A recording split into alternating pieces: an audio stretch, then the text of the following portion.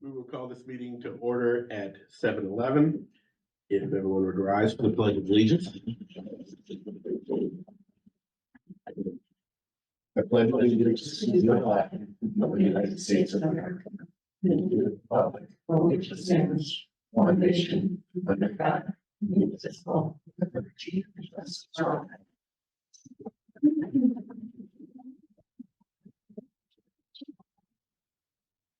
All right, and we do have Mr. Bodie on the line. All right.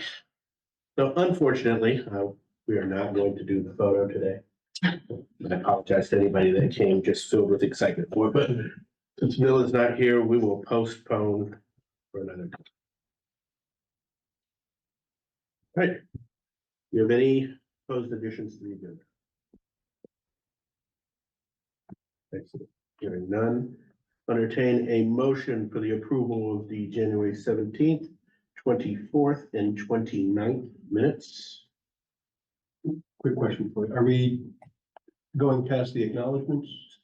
Thank you. Sorry, no, my failed to scroll correctly. Before we get to Dr. Willett, acknowledgements. All right. So you see, as usual, we have some amazing artists and their artwork around the room tonight. We're featuring art from our grade 1, 2, and kindergarten classrooms. So I'll just read off the names. I know we're tight tonight, but I want to honor them tonight by just reading off their names here. And then of course we always welcome them here to take a look and take pics with their awesome artwork. So the honorees tonight are Sadie's Barnes Bernardo, Cameron Bushnell, Madeline Connolly, Junith Dinesh Kumar, Gracelyn Otis, Sophia Rizzo, Benjamin Russo,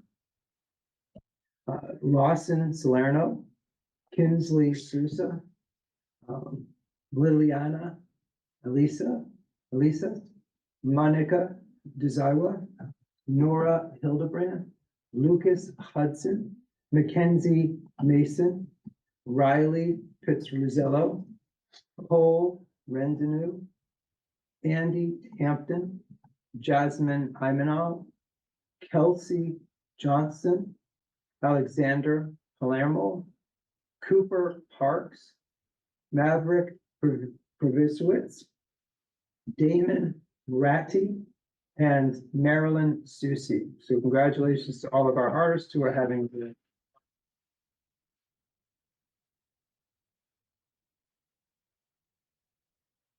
It's very talented young people there. Certainly appreciate their efforts. Thank you, Jaden. Thank you for reminding me. All right, now I'll entertain a motion for the approval of the January 17th, January 24th, and January 29th meetings. So a second. Any discussion? Yes. I need to amend the wording on the January 24th minutes. On page 14, I believe. Yes, on page 14, it says, Mr. Holt reviewed the 3 scenarios the board is asking Dr. Willett to research. The wording there is just a little bit inaccurate. Mr. Holt asked for the 3 scenarios, but they were not from the board. So I don't know. We just say Mr. Holt reviewed 3 scenarios. We're asking Dr. Willett to research.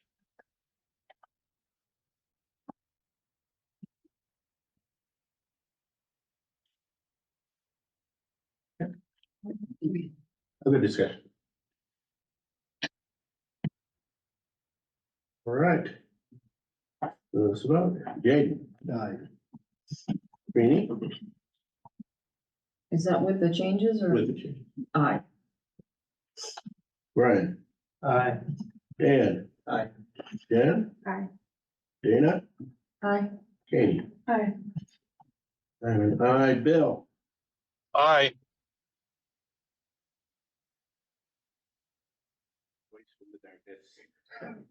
All right, motion passes. Thank you. Dr. Willett, do you have your timer ready? Yes. All right, we'll move on to public participation. The members of the Tolland Board of Education welcome members of the public to share their thoughts and ideas at this time. When appropriate to do so, members of the board and administration may respond to comments during our points of information. However, in consideration of those in attendance and in an effort to proceed in a timely manner, follow-up discussion may need to take place outside of the meeting setting.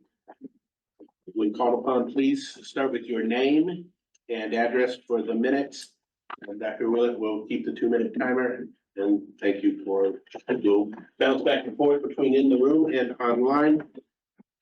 Yes, ma'am. Rebecca Risley, 103 Mountain Spring Road. I wasn't even sure I was gonna talk tonight. I've done a lot of talking, I've done a lot of writing, but I don't feel like I've done a lot of being heard.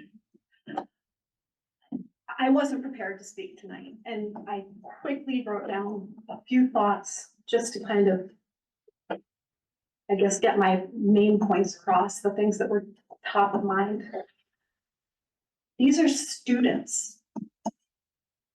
They're not numbers, and I want you guys to remember that. They're not numbers, they're not dollars, they're students. Teachers and staff, they're not just open positions. They're the people that are fostering and nurturing your children, my children, Tolland's children. These are lost opportunities. What you are doing are lost opportunities. For the members with younger students, I want you to remember that when it's gone, it does not come back. I've been involved in these conversations for over 10 years. When it's gone, you're not getting it back. Just remember that you reap what you sow. For the 53 emails you received, 53, I believe was the number, I'm not sure, certain, I heard it last night in the meeting. And less than a handful, maybe 5. All the rest were supporting a level services budget or better. You completely discounted without a second thought. You voted on party lines. And you don't listen to all your constituents. You do not listen. So I hope this was heard, and thank you for allowing my opportunity to speak.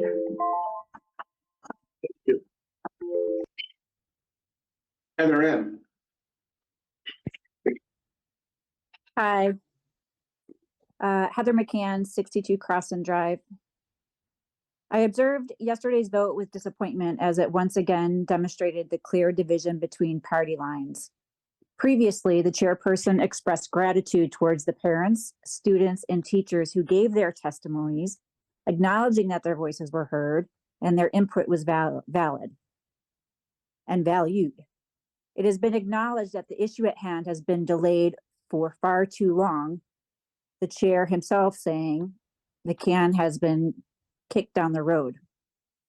However, when it came down to making a decision, the easy way out was taken, and the majority of voices went unheard and a subpar budget was selected. The majority of community members who actively communicate, attend meetings, and write in were in favor of a more comprehensive budget. It is difficult not to interpret this decision as self-serving or politically motivated. Unfortunately, we find ourselves once again postponing action for the future. In 2 years' time, a new board may discard the quote-unquote 5-year plan entirely. Now is the time to be proactive. This is not year 1, it's year 11. Nevertheless, we must now accept the BOE decision, even though it falls short of what we truly need. Those who voted must now demonstrate their commitment by advocating for their decision to the TC as a cohesive entity. This presents great opportunity to build character and integrity as an individual and a group. Thank you. Thank you. In the back. Hi, this is Lisa Burns with the 214 Slater Road. I want to thank you all for the work that you've done. This is a really tough budget, as it has been in the past, but I find that you've all worked, I feel, with reasonable expectations. I have no children in school. I've got my aunt was a school teacher here, so I see both sides. And when I go to the referendum in May, I want to have a comfortable idea of what has been presented. And this is why I come to these meetings and I ask questions.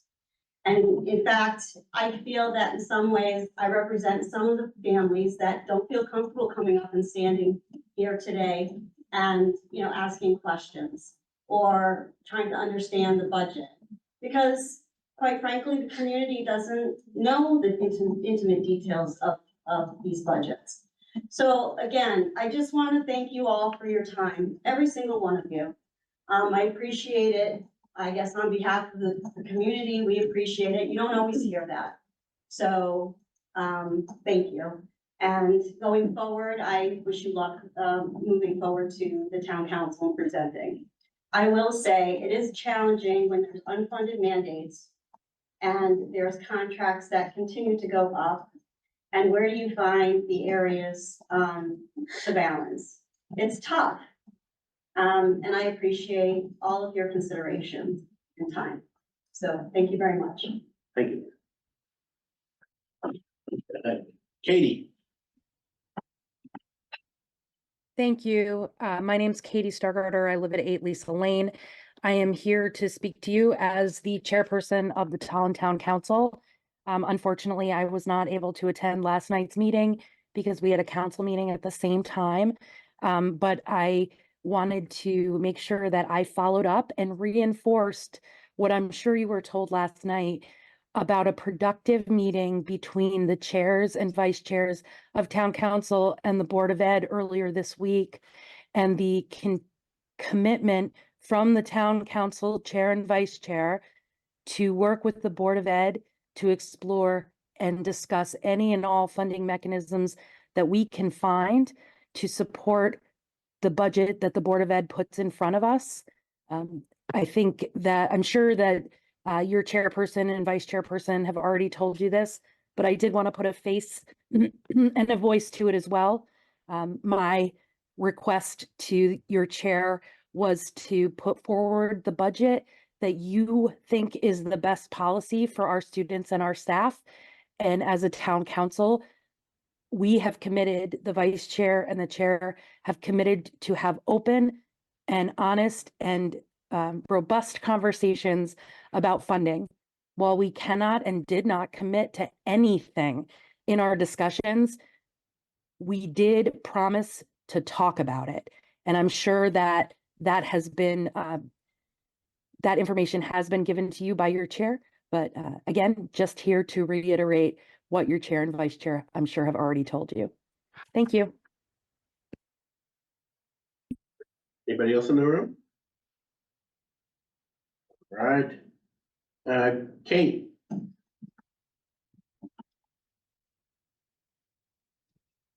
Kate Howard Bender, 103 Goose Lane. I didn't really prepare anything in particular, but I will say that I appreciate all of the work, the research, the questions that everyone has put into effect as they try to figure out this year's budget.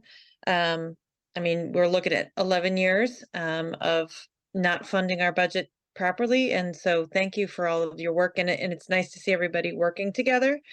I will say that any cut is not okay. Thinking about losing any positions, it's not okay. Our kids lose, whether it's due to increased class sizes, losing programs, losing specific certifications. It's not good for kids. I will also say, you know, unfunded mandates, that's been a talking point for years. Stop the hand wringing. Go talk to your everybody, every one of us, every member of the BOE, TC, TDTC, TRTC can advocate with our state leaders to say, hey, can we do something about these state mandates? Instead of just saying, oh, poor us, poor us. No, it's not okay.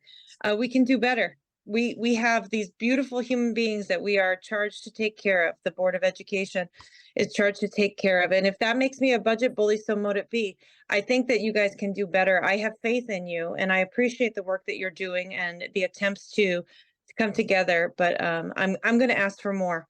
Okay, so be well, and thank you very much for considering every member of our community and the investment we need to continue making in our Board of Ed. Be well. All right, thank you, Kate. Liz Costa? Hello, Liz Costa, 54 Josiah Lane. I'm here to express my disappointment regarding the budget deliberations and the lack of opportunity. Can you not hear me? No, I get. Okay. Lack of opportunity for public participation over these last two meetings. As a member of this community, I believe it is essential for the BOE to provide avenues for open dialogue and input from the community, the public, and particularly when decisions are being made that directly impact our students and schools. Conversation and listening are not just symbolic gestures, they're fundamental pillars of effective governance. Allowing the participation in the budgeting process provides an opportunity for diverse perspectives to be heard, fosters transparency, and builds trust between the board and the community that you serve. In the back chatter over the recent days, the lack of public participation deprived you all of valuable insights and stories from students and their families, with students at THS in particular. Conversation and listening are vital to this process. Engaging with our community helps you to identify concerns and anticipate challenges, and allows you to work collaboratively towards the shared goals of Tolland Public Schools. I urge the board to reconsider your future approach and make a commitment to prioritize public participation in the future for budget deliberations before decision-making. By doing so, you will demonstrate your dedication to serving the best interests of our students as a whole. Last night, the implications of cuts were especially poignant for Tolland High School, highlighting the potential for significant disruptions to our own students' educational experience by increasing their class size and reducing their choice for electives in English, social studies, and the sciences. Furthermore, I found it very disconcerting to observe the potential impact on reductions in tutoring, talc, and a reduction in athletics, all of which neither were specified nor questioned during the discussion, which was particularly surprising. Thank you, and I look forward to seeing positive changes you make, reducing the cuts at THS. Thank you, Liz. Christina Porter. Hi guys, Christina Plord, 101 Metcalf Road. I tuned in last night. I'd just like to thank you guys for what you did, the work you did. Couple things that resonated with me. Dan Sheridan's comments, I think, were a very articulate way of, advocating for both families, students, as well as everybody in town. So thank you, Dan, for that.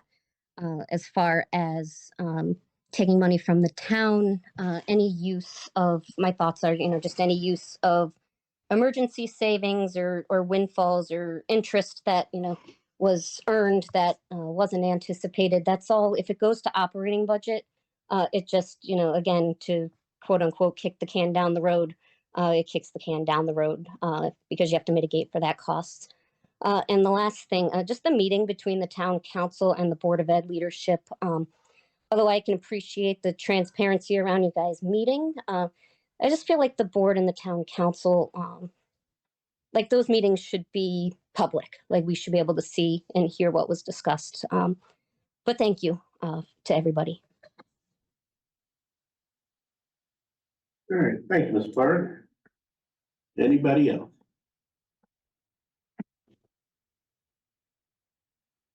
Yeah, Kate Ballo. Kate Ballard? Hi there, Kate Vallow, 80 Tolland Green. I just wanted to say that I appreciated the town council chair taking a moment to come to the meeting this evening and make some comments highlighting the amount of time that she and some other town council members have been taking to tune into this process and to be sure that they're thoroughly understanding the thinking behind the budget that is being proposed. I know that sometimes there's a conflict, such as when meetings run at the same time. And I know that everybody's volunteers, you guys, and they are both volunteers. I thank them and I thank you for your service. And I would ask that they do take the time, if at all possible, to listen to the many impassioned statements of some members, Board of Ed members from the meeting last night, who fought hard to keep the focus of the meeting on the teachers and on the programs. I know that there's been a lot of effort in town recently to care for the social emotional well-being as well as the mental health of our students, and frankly, as well as the health of our teachers. Um, just want to underline the fact that cutting any staff will negatively impact this. Class sizes getting larger reduces the amount of time that kids are able to have with the teachers, and cutting programs and opportunities for kids to be fully exploring all of those interests also negatively impacts the social emotional health and well-being of the students. So really, really hope that in the conversations tonight, there can be some time spent focusing on that and considering what the Board of Ed can do to support the mental health and well-being of our students as foundational for all of their academic learning. Thanks a lot. All right, thank you. Katie, I understand you would like to speak as a resident? Yes, thank you for that opportunity. Katie Stargarter, 8 Lisa Lane. I'm now speaking as a resident and not in any of the volunteer roles I might hold in town. I wanted to tell you a really quick story. In my house, I have a child who needs a little bit of extra help. And the COVID really impacted my child. To be honest, I think that the special needs that my child needed kind of fell through the cracks during COVID. And I appreciate all the work that the teachers and the staff do, but COVID was a rough time and his needs didn't get addressed during COVID. And now we're post-COVID, hopefully, and he's really struggling. The class sizes are too big. He gets overwhelmed in a room with so many kids who make so much noise. He has a hard time reading, and he's in middle school. My kid is struggling, and it's heartbreaking. Every day when he gets off the bus, because he doesn't like school anymore. And before COVID, he did. And again, I think our teachers and our staff are doing all they can. But what we as a community are providing to our kids, it's not enough. It's not enough for my kid. And it's not enough for his classmates. And I hope you can keep my kid in mind as you make a decision tonight on finalizing your budget. Thank you. Thank you, Katie. It's my understanding there's somebody who would like to speak online that is having trouble raising their hand. Who'd like to go ahead? I see Mary Rose's hand. on the top. Hi, can you guys hear me? Yes, we can. Tony Mora, 42 Center Road, Tolland, Connecticut. I just briefly want to say, I know I sent you guys a ton of emails, so I'll keep it short. But I just want to reiterate something that I said in an email. If mill rates and tax implications are your driving force, please consider running for the town council. I'm a one-income family of 3 living below Tolland's median income, and I would happily pay the extra $10 to $15 a month, which would probably be the increase in my tax implication, as opposed to a private tutor, which will most likely occur with the cuts heading to the high school. I don't know Katie personally, but your story just now touched me, and I'm going to try not to cry. But my son is struggling, and he has struggled since 4th grade. So whatever hatchets you guys are carrying, whatever mission you have to drive certain people out of the Board of Ed, you are doing it on the backs of our children. You're doing it on the backs of my children and the 21% of residents in town who don't have a voice, which is a vote. Please consider the students over party affiliations. I'm literally begging you guys. Thank you. Thank you. Mary Rose. Yes, good evening. Mary Rose Duberic, 37 Ryan Road. As you can probably guess, I'm extremely disappointed at where this budget is going. Cuts to teachers and programs will never get back. But I want to reiterate what I've said over the years. when you finally determine the budget based on your hundreds of hours of negotiations and discussions and deliberations with our superintendent and staff and each other, will you please promote it to the public and not sabotage the budget? There is a lot of people that work very hard every time the referendum comes up. Even those folks like myself who haven't been thrilled with the budget as presented will still fight for it to make sure that no matter what it ends up being, at least it will try to pass. Because we all know if the budget goes to a second referendum and beyond, there'll be more and more cuts. So please do as best you can, hopefully better. But when you do decide what to do, promote it to our community so our kids at least have some fighting chance. Thank you very much. Thank you. Is there anybody else that would like to speak? Please. Hi, I'm Mayor Risley, 103 Mountain Spring Road. This is gonna be short. I just looked this up. I wasn't expecting to speak, but I'm a freshman at Tolland High School, and it feels like we're on the chopping block for these cuts. And if you're gonna pack more kids into a room, it's just gonna make school more and more boring for them. And if you want kids to be happy, if you want your kids to be happy, you need to make them excited to go to school. You can't make them hate it more and more. And this is the future of this nation. You can't just throw that away. It's honestly ridiculous how kids are reacting to school nowadays. They hate it, they're bored, they're annoyed, and that's not how we want them to feel.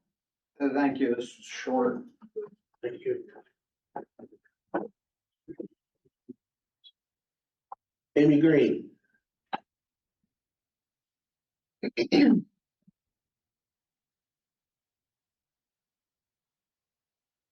Amy Green?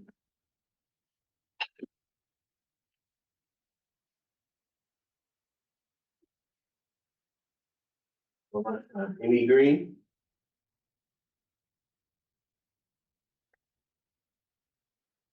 Is there anybody else that would like to speak? You could just unmute yourself, Amy.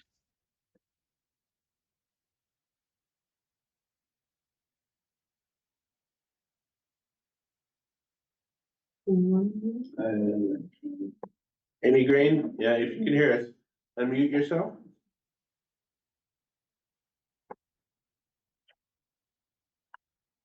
All right. Again, anybody else that would like to speak? All right, hearing none. We will move on. And thank you, everybody that spoke. Sincerely appreciate it. Correspondence report with Mr. Bodie on the road, hopefully pulled over or driving safely. We're going to postpone his report. We'll add it to next month or next meeting's report. Points of information, would anybody from the board like to speak? Check. I just want to thank everybody for coming out tonight, everyone here in the room, and we have over 50 participants online. Thank you very much for speaking tonight. Those of you that shared your personal stories, thank you very much for having the courage to do so. Our student who spoke, thank you very much. Again, I see there's a lot of people on. I see that there's a lot of staff on. Thank you for being here, and we are listening. And I look forward to continuing the discussion tonight. Anybody else? All right. Student representatives. All right, what's up, guys? So, start off with Senior Valentine's. Senior Valentine's is happening again this year. That is when a senior volunteers to be a Valentine for an underclassman. It's a long-running school tradition, and tickets are on sale starting today for the next few days. And also tickets for our school musical are starting to be on sale, or not, they're starting to sell today online at www.tollanddrama.org for $15.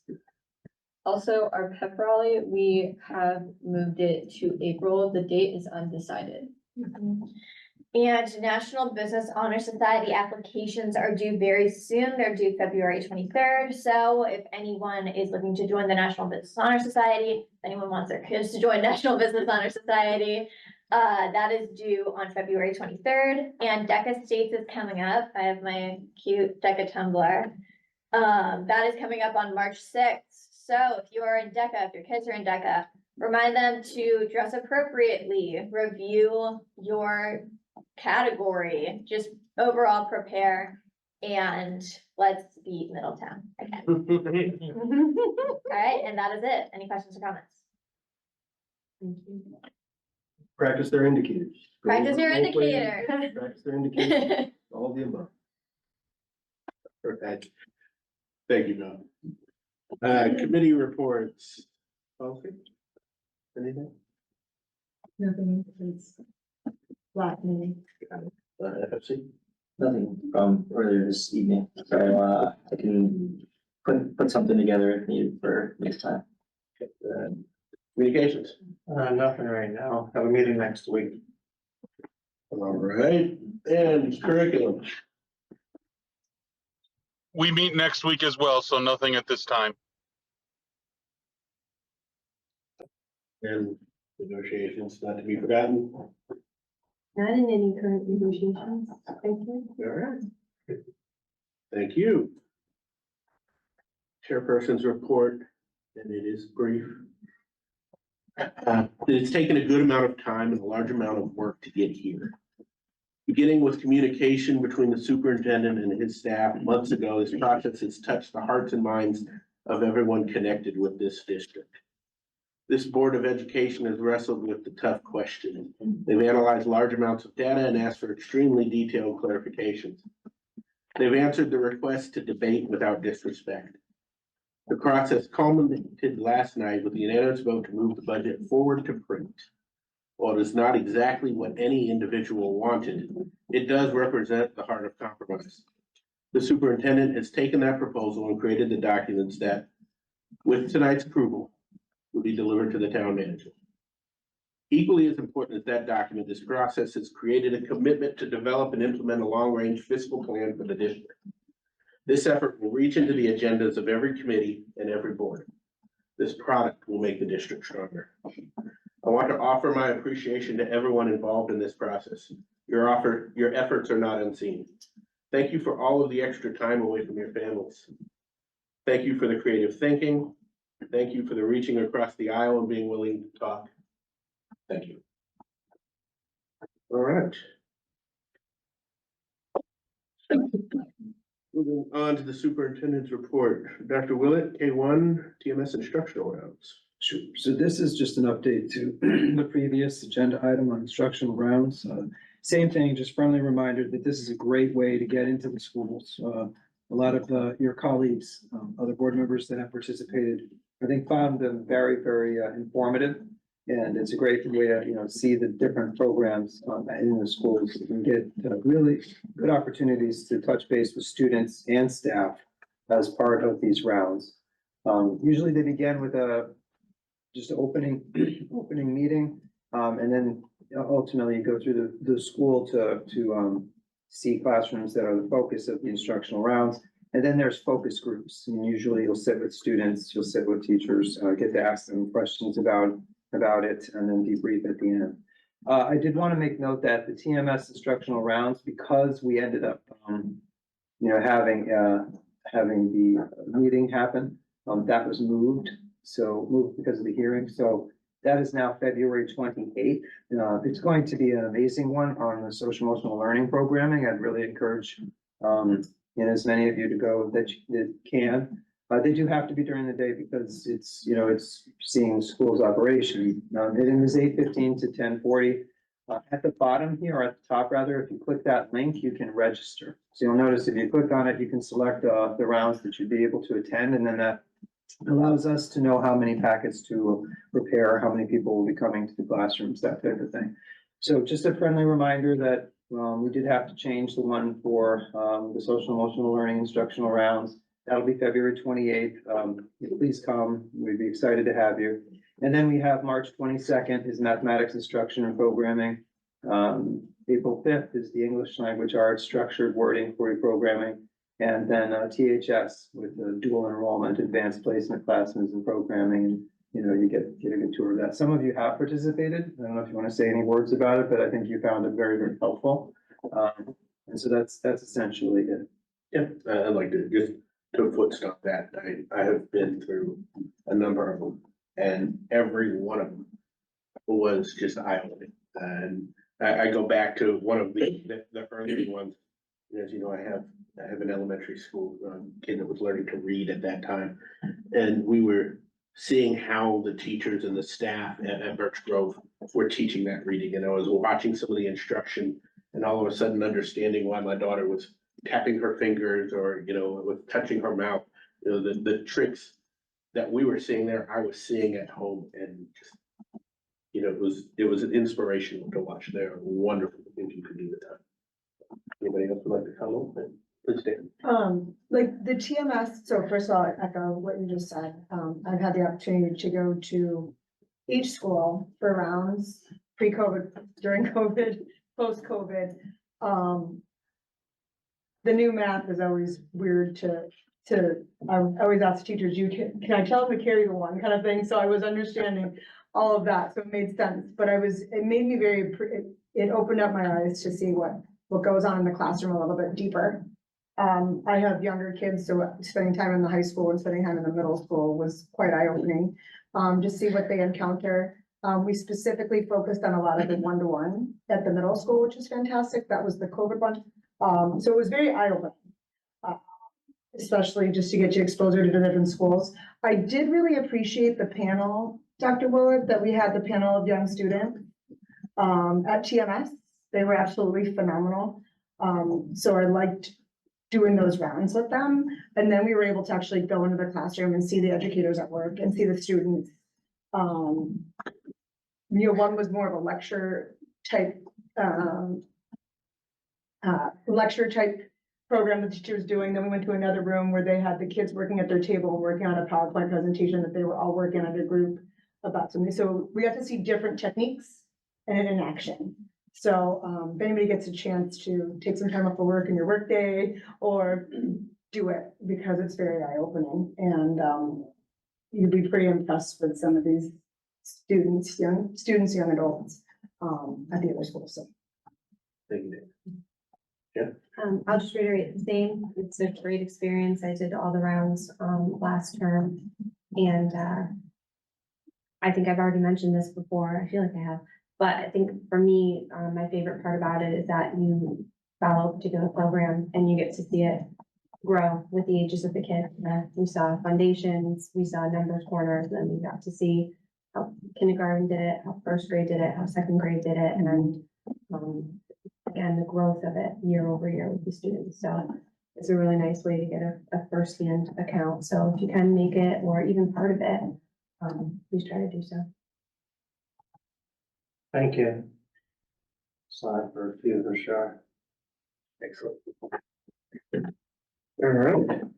Dr. Willett, A2 traffic pattern review. All right, so you recall that a while back, there was a request to evaluate the traffic pattern at Tolland Middle School, and just catching this up with people at home. So the group that usually analyzes those types of things came together. Usually it's a review team. It has public safety officers representation, and resident state trooper representation, facilities representation from the transportation company, and then of course the leadership of the school and myself. And so they reviewed the traffic pattern from a number of angles. The meeting went about an hour, maybe an hour and a half. They had materials to look at ahead of time. And it's hard to articulate this in a really clear way, but a lot of the traffic patterns are already established by meetings when those parking lots were put up together the way they are. So there's a method to the madness, even though sometimes it doesn't seem like it. So in this particular case, when they reviewed the request, they voted 6-0 to maintain the current traffic pattern. And some of the reasons for that were that going counterclockwise, they cross 2 times. These are just some of the reasons, so I'm trying to summarize it. But I guess there's far more accidents. If you have to go left and, a left turn there and then another left, from prior analysis of it. So that's one reason is those lefts are, for whatever reason that they know of, more dangerous than the rights. I didn't know that that actually is something. Either the left turns are more precarious, in those 2 spots. First student, reports that that changing that traffic pattern would generally result in more cars crossing and, left from the main entrance and then again before the bus lane, and that it would slow the rate of buses exiting and would back up other traffic. And they have, a transportation safety officer that comes out and looks at it. So that same transportation safety officer looked at it and agreed and came up with, some information about how that would actually slow down the buses getting out. Greater chances of drivers going straight. I think this was brought up by, state police or public safety that in that area, they noted that, there's more propensity than if they can't make that turn to just go straight. And when they do that, they're going straight into oncoming buses that are trying to get out. And it's too tight. People don't realize that it's very, very tight and they get caught down there. So they end up, thinking that that's a way out and they get caught. So that was another reason why they have them turning in sooner. So they're not farther down that driveway and then they get caught in that little intersection with that small space. Then it would create more opposing traffic. So, generally when it's going this way, it's going with the flow of the groups going out versus if it has to go this way, it's coming at an opposing traffic position from the buses, which is more dangerous, and can cause issues. And then, the first student safety officer felt that this will limit the number, or rather the bus's maneuvering space. And they did analysis of that and said that it would actually also contribute to slowing it down. And then right turns with traffic going in the same direction were preferable to left turns. So there's not one left, but then it's a right and a right out. So that they looked at it and, overall, after reviewing all the information, voted against the change. Thank you for the feedback, Dr. Willett. Would anybody like to comment? Right. I thought the part of, thank you for putting this and having all of these people come out and review this. From what I gathered at the original assessment was that there was people complaining or had caution of what side the students were having to come out onto the walkway and other traffic and whatnot, than necessarily whether you're making a left or a right. Your right-hand turn, that's why you'll see UPS or Amazon, they're always making right-hand turns. So, that's why I thought the original consensus was in reviewing that, and I don't see that anywhere in the report regarding the sides of where the students are getting out, whether it's a roadside, bus side, sidewalk side. So I think that's some of what Dan was saying. Yeah, it's just, I was just curious, since the individual didn't reach out, because I know I brought this to your attention, thank you for circling back on it, but did not reach out through the proper channel of the Board of Education. So how is, like, I've got a feeling this individual is not on the call. How is this best kind of translated back to the original asker? Yeah, they didn't reach out to me. Maybe what we could do is whoever they were, you can point them to that item. Okay, cool. Just say it's in the agenda of the, February 14th meeting. Okay. I don't know if this helped her, but I do this drive in the morning. I do this drop off a lot. And I totally understand what, I actually do know who the gentleman is who made the comment. I understand what he's saying, because when you pull up, your child is not getting out on the school side. Typically, if they're in your passenger seat, they're getting out on the other side. They could sit behind you and then they would get out on that side. But the way it's set up, you're pulling up right to the crosswalk and there's actually an area where the sidewalk splits. So your child is getting out of your car and crossing just in front of yours.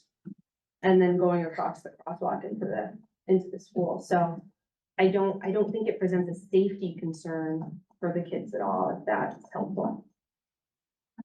I think overall they were saying that, you're always there's an opportunity cost for however you do anything, but that the risks are higher going the other direction. for oncoming traffic, collisions, for higher probability of, issues with lefts and that type of thing. Correct. Yes. Yeah, thank you. Anything else? I appreciate it getting reviewed for sure. Cause safety should be amongst our areas of focus. Safety of our students and staff and our parents driving students and stuff. It's an older school, it's an older environment, so. But it's good that we had the experts review it and decide what was the best for our students. Thank you. Moving on to new business, Dr. Willett, the monthly financial report.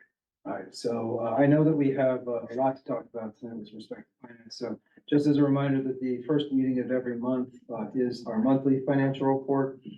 This month, the remaining balance is $2,684.76. That is 0.01% of the overall budget. You'll notice that in previous years in February, usually they're higher than that. That is because of the things we've been discussing with respect to transportation, special education, the challenges that financially we've had this year. We do expect to end the year, right at, that even level somewhere in the zone. This will fluctuate up and down a little bit. I did mention that over the span of the next few months, it might dip down and then go up. We do have excess cost funds coming in this month and then in May, but we've already accounted for some of that. So, you're not going to see this change a whole lot, but that it could go up and down a bit in that zero zone. And we intend to end the year obviously above zero. So just keep in mind, this is one of the tightest years we've had for a variety of reasons. In our back pocket, we talk about the ERF a lot in budget time. That ERF can be used for special education expenses. And so, it's possible that this year, if we had an overrun because of that, which we do have high incurrence of that this year, that we could actually use the educational reserve fund to offset that and help us stay stabilized at the end of the year. So this is a year more than any other, where I'd like to keep that in mind as we're heading towards the end. Because we have not been this tight in the time that I've been here. So I'm just keeping a close eye on it. We have a budget freeze. I'm rejecting, you heard some questions about why PD was rejected this year for people. That's because we are in this freeze and we're trying to maintain a certain level right now. So, so that's where we're at for that. I'll go through some of the code lines and I'll try to do it briefly because I know we have a lot going on. Code 150 is 25,000. I'll try to stick to the 10,000 or more. Is over budget. The department, liaisons, grade leaders, coaches, extracurricular, DECA, things like that affect this line. And so, for instance, when a club becomes big enough that we can't maintain the appropriate staff to student ratio, we have to bring in another staff member. So, for instance, DECA group, it's a really good news that it grew, but that, we had to cover that. Also, coaches that have 5+ years of experience, when they go over a certain threshold, they get compensated higher. So that's another factor that can affect this. Health, life, and disability insurance is over by 62,000. That's because vacancies can impact that line. When there's fewer people paying in to their portion of insurance, that means that there's a shortfall in that area. So that's a chunk of that. And so as we keep resolving that, we'll see that balance out a little bit, but that's generally what's going on there. ICMA is our individual contract employees. That's only 786, so it's kind of pop over that, but we are getting some money from the forfeiture account to cover that. A forfeiture account is when you have an individual contract employee, they pay in if they leave before 5 years, that money that the district set aside for them comes back to us, and that's why that line will balance out. Legal audit consultation is over by 8,000. Teacher contract negotiation drove most of that, and that went into this year. Tech services, there's several online services that the prices got bumped up for, so that did affect that line. And so there are other areas, there are other budget lines in this particular department area that will be underspent, so those will balance out as we get to the end of the year. Transportation, as I talked about before, this has been a monthly thing, so this is nothing new, but this is driving the overage by quite a bit. It has to do with us having to provide McKinney-Vento transportation and also additional buses. So this is gonna be something that we'll be working on from now to the end of the year. It is slightly down from last month. The overage is down because one of our transports ended, and so that actually put some money back, but it was between 324 to 318, so it's not down that much, not recovered that much. Tuition 560 is is our special education tuition, and that is over. That can happen pretty easily. To give you an example, one outplacement is about 138,000 right now, and that's one person. And so these things can fluctuate with only a few people. And so that's part of what's going on there, is that kind of thing, that can have a big impact. I'll just jump over to something, that's about it for the big items, Sam. There's other little things like, office supplies, film and video supplies, a little bit over. Advertising is a little bit over because we're advertising to hire more staff.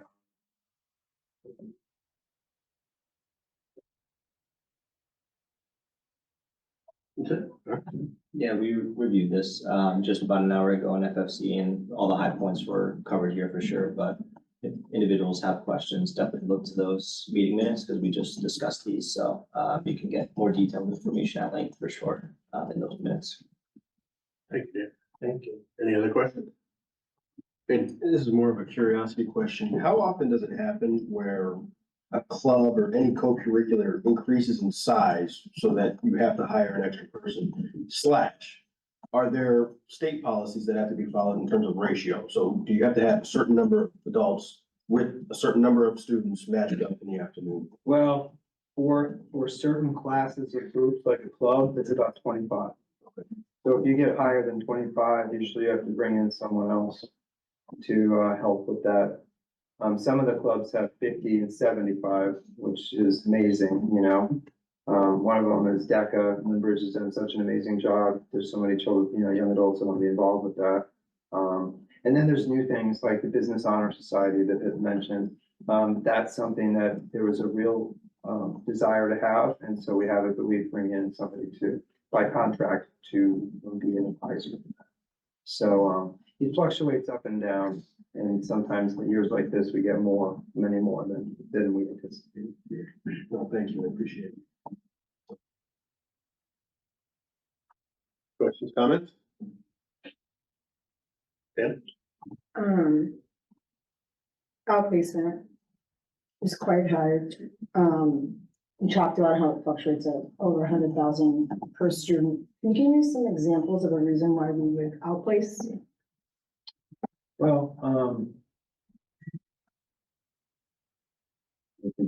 there are a variety of reasons why one might be outplaced. It can be for program needs generally the district can't provide. We do provide a lot of programming with LEAP and TTA. It can be something like behavioral programming that the district would either be a better suited program outside of district to provide. Another example of outplacement in general, even though generally people don't think of this, expulsion is usually an outplacement, but it usually doesn't cost that much for an expulsion, but that would be another example of a reason. So when we expel someone, we still need to ensure that they continue their education elsewhere. You're required to make sure they have an education in an alternative setting. Alright. So those are varieties of how a child could be put somewhere else. Usually the ones that we talk about that are 138 or 140 or 100 are, programs that are either residential or that have a very specialized focus. So stuff like Rockville or Mansfield that have like the ag program. Would that Well, the ag would be an be example? considered another line. Ag is 561, I think. Ag is more vocational technical / we have to pay for them to go there. So for our location, E.O. Smith and Rockville are ag programs we would send kids to, and then we pay that school for the program. That's the state required thing if the child wants to ag it, is we don't have that. So would you say the driving force of that line is is for students getting opportunity outside of our district that we can't provide. Well, the driving one of 560 is a mandatory outplacement based on the IEP's programming and determination. And then 561 is going to be more along the lines of what you're talking about. It's a mix. So for clarity's sake, 560 would be programs like natural. Okay. So, But there's, the thing about it is there's not many kids in these things, so. yeah. Okay.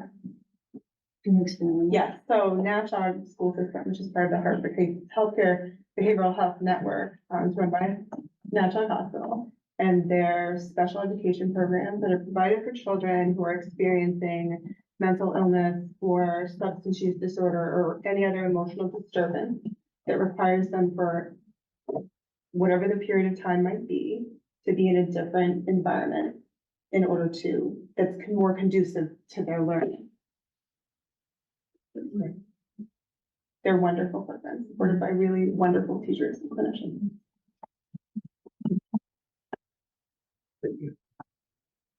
Any other questions? All right. Thank you again, Dr. Withers. Moving on to old business. M1, the FY25 budget discussion. So as we discussed briefly earlier, what you have in front of you is the culmination of Dr. Willett's work today to take the budget proposal voted on last night, turn it into a format that can be voted on for approval, and at that point passed on to the town manager at the conclusion of this meeting.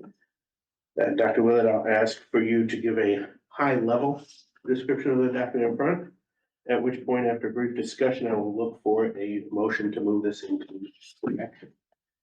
So many of the components of the budget are similar. For instance, grants didn't change because of your deliberations, so you're not going to see changes to grant pages, things like that. Where you're going to see the majority of changes here are in the object budget information. And so for the purposes of making sure that, in any audit or whatever, that we've covered this appropriately, you'll notice that the introduction does lead in and talk about the board's work, and it highlights what you've done to achieve that 484, including the potential offset of the UISF account, or Utility Internal Service Fund, with the town. So it articulates that as part of the offset, and that is how you achieve the 4.84 from the 6.8 roughly. And so that's what the introduction kind of gives you a flyover of. And the object budget information has two object budget pages this time, 14 and 15. 14 is the 6.35. That's what it would be without the principal and interest payment from Yusuf. And then the object budget 4.84 is with the principal and interest offset. So one is without the offset, one's with it, and your budget is at 4.84 with the assumption that you have the UISF offset. Budget funding estimates page is also going to be different because that does the same thing. It shows you where you are at 4.84 with the principal and interest UISF offset. For the record, it also has what it would be without it, just so you have that for reference. Personnel staffing FTE is makes the adjustment for the employees changes that you had made and wanted to have move forward. And ultimately, that should cover most of the pages that really changed with the changes you made in the last round last night. So you're at that 484 with the reduction of 6, but if you'll notice on the introduction page, it articulates then what those are again. It's the one FTE THS ELA teacher, the one FTE THS social studies teacher, the one FTE THS science ed teacher, the one FTE THS PE teacher. There's a grant position teacher that is not moved over. And so that's with an asterisk there because it's a grant position not moving over. And then 1.0 THS para teacher to achieve the 4.84 with those program reductions that you had already looked at as tonight. All right.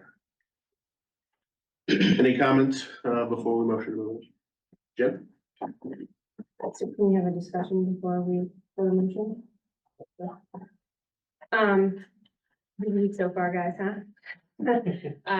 Tony and I had a meeting Monday, we were online late last night, so, I try not to read from my screen generally, but, I don't wanna mess anything up, so please pardon me, I'm probably gonna be looking at my screen a lot. So last night, there was a lot of information presented. Thank you, Dr. Willett, for running the many scenarios that we've seen so far for this budget cycle. At the prior meeting to last night's, we voted to have Dr. Willett show us what a scenario of an 8.82 budget would look like for the main purpose of not eliminating any positions. We were provided that last night to review, as well as Tony explained last night, the compromise scenario he asked the superintendent to put together, which was a 5.99. This scenario showed several items that we hadn't previously seen. As I said, there was a lot of information for us all to take in last night. We have, since about right before the meeting, we have 64 emails to the board so far regarding budget, almost triple what we received last year. We have 58 emails that are in support of more funding towards our education budget. Over the past few days, the Republican Town Committee and a Republican Town Council member asked via social media, specifically asking people to reach out about the Board of Ed budget if they felt that it would negatively impact them. We have received 6 total over the past few weeks. I think the hardest part for me today in reflecting on last night is that in the vote we came to, we are still facing a lot of cuts to personnel and programming, which I said repeatedly, I don't think any of those are being made because they are good for our students. I also asked several times if anyone did feel that way and if they could explain, and no one did. The conflicting point of view to mine stemmed on percentage numbers, which is again, not what I believe the Board of Education is tasked to do. We are tasked to do what's best for our students. It seems, based on the discussion, that we can't move forward productively without compromise. The main sticking point for me in the scenario we are looking at now is that 3 people will lose their jobs. The reduction of these teaching positions are not being done to positively impact our students. Again, they're being done because of dollars and cents. There were points made last night about the feelings of how increases to the board budget could impact people's livelihoods in our community. This scenario directly affects the livelihoods of 3 people. Again, I believe unnecessarily, and it causes negative impacts to our students. Dr. Willett, last night, the addition of 3 teachers we added was about 0.3K. Could you tell us roughly, as you did last night, what the percentage would be if we added the 3 teachers back, the physical teachers, which will lose their jobs? So that would be the ELA teacher, the science teacher, and the PE teacher at the high school. Conservatively, I'd say 0.5, just so you're conservatively, so. But such a big difference from the 0.3 we added Yeah, for I 3 mean, I would teachers. say it would be 0.4, 0.47, because of what, that one would be about 0.47. Okay. So I know I said this last night too, but I felt like it wasn't taken in. So I need to make sure that I make this point again. The financial situation of the overall town budget is healthier than it has ever been. Our fund balance exceeds our policy amount, which means we are holding more than enough funds to support the investment services for our residents. As I said last night, we had over a 1 million surplus last year. Yet the 6% budget we voted on as a board was cut down to 3%, causing us to eliminate staff, real staff, and programming. In addition to that surplus, almost $400,000 was put into the municipal tax stabilization fund last year, and there will be roughly $700,000 in it by the end of this fiscal year.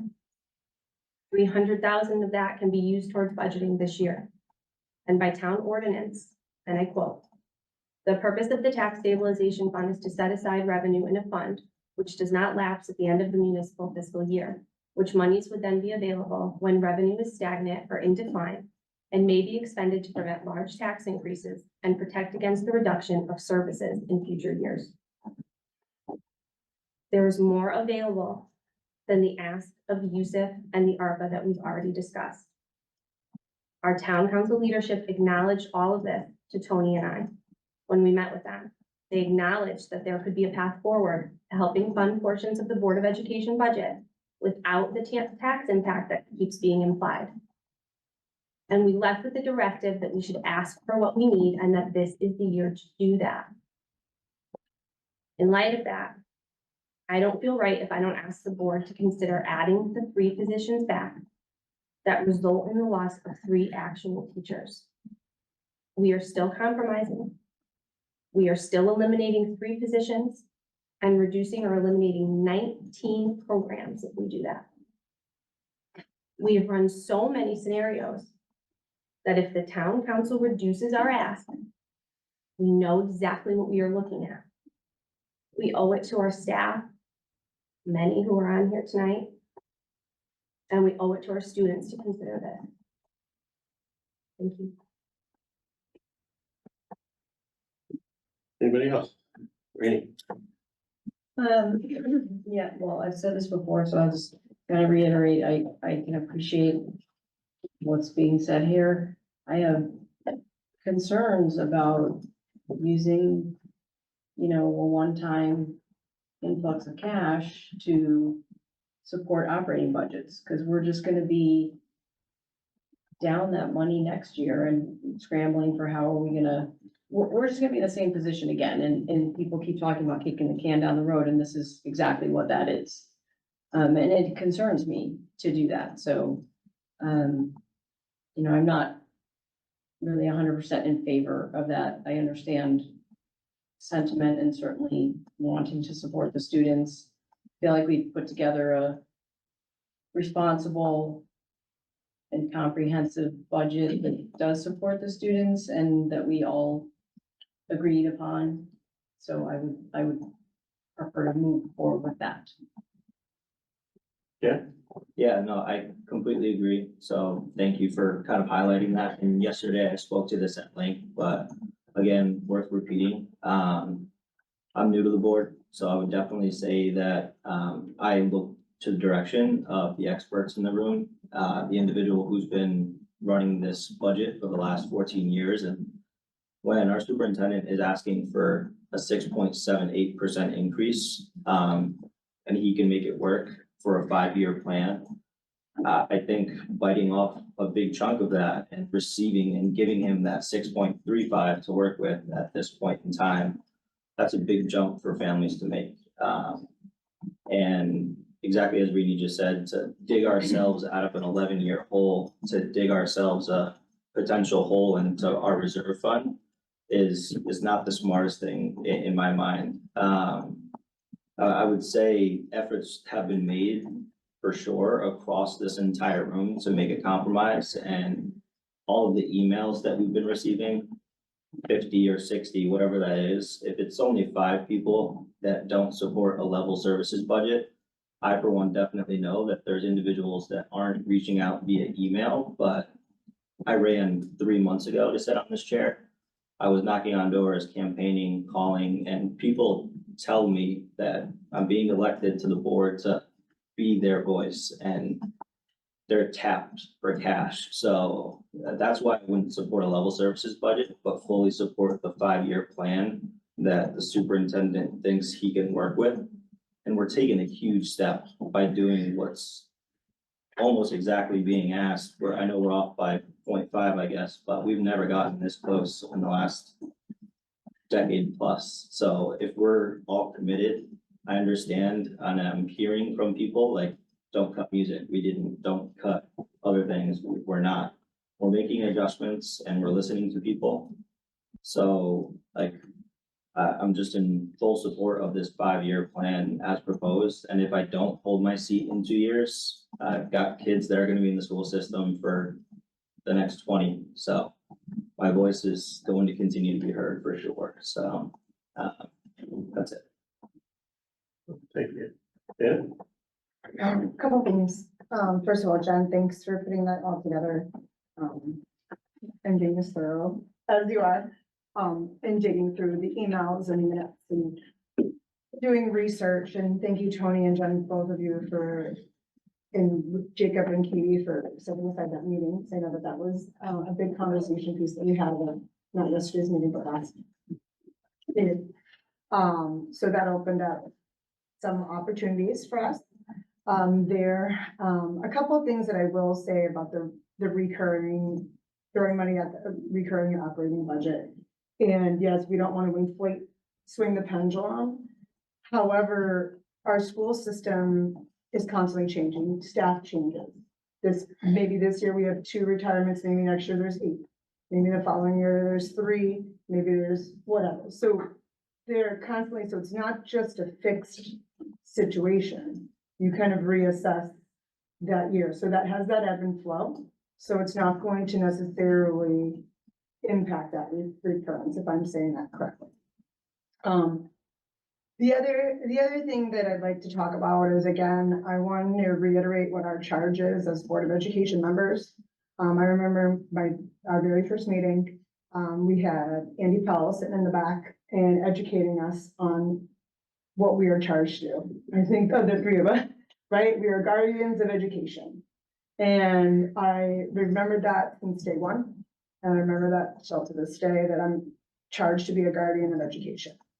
I had another predecessor, Board of Ed member that said the reason why they were on the Board of Education was to help the people who trust that it's gonna be okay. So those people who maybe aren't sending those emails or maybe are, and do our best to charge for all 15,000 plus residents and all our students. So it's my job, although I need to be cognizant of where we are with our status financially and fiscally as the Board of Education and as a town. My charge is to support the Board of Ed and its team, and to support our schools, our staff and our students. And for people who have written emails to the Board of Ed, and I've written emails back, it's typically a line that I put in there because literally that's my charge, to support our students, staff, and our schools. So funding responsibly and being responsible by providing the proper programs is my charge. And I want to make sure that everybody is aware that just because a budget of 6% for Board of Ed doesn't equate to a 6% increase on the mill rate. It's just simply not in fact. So we need to be cognizant of that. We had our chair of town council talk as the chair of town council tonight, saying that she and the vice chair had advised our team with no promises to provide a budget that we feel is a good one for our students and staff in our schools. So I do, as someone who's been through this budget process for quite some time and someone who was listening before, there's a multi-step process. Why would we go low and have nowhere to go? Why wouldn't we provide what we are truly charged to provide? Which is the proper budget, or the proper needs, I should say needs, which is programs, educators, paraprofessionals, staff, and resources for our students. So, and I also don't think that adding the 3 back that we were talking about, that Jen, and I thank you for bringing that up, because we don't want to put, as some folks are acutely aware and concerned about people and pricing people out of town. What if some of these 3 people could be people in it? They're staff in our town. They're people that are going to be losing jobs. And I don't think that adding those 3 back doesn't bring us to a level services budget. Even that, I understand that it's a multi-year plan. But we're going to pigeonhole ourselves by, and I said it last night, we had 5 options and we're starting at the lowest. And I believe our expert in the room, Dr. Willett, had initially, that he didn't provide it to the Board of Ed, but one of his scenarios was a 10%. Our expert said what we really need is 10%. But this is what I really think we can get. So our expert is telling us 10% before, in previous talks, before we started doing any of this budget stuff. I appreciate the conversation. I appreciate Brian, I think, mentioned last night that he was comfortable with some conversation between 6 and 7%. And he was comfortable with that. We started talking about those things. Let's keep the conversation going.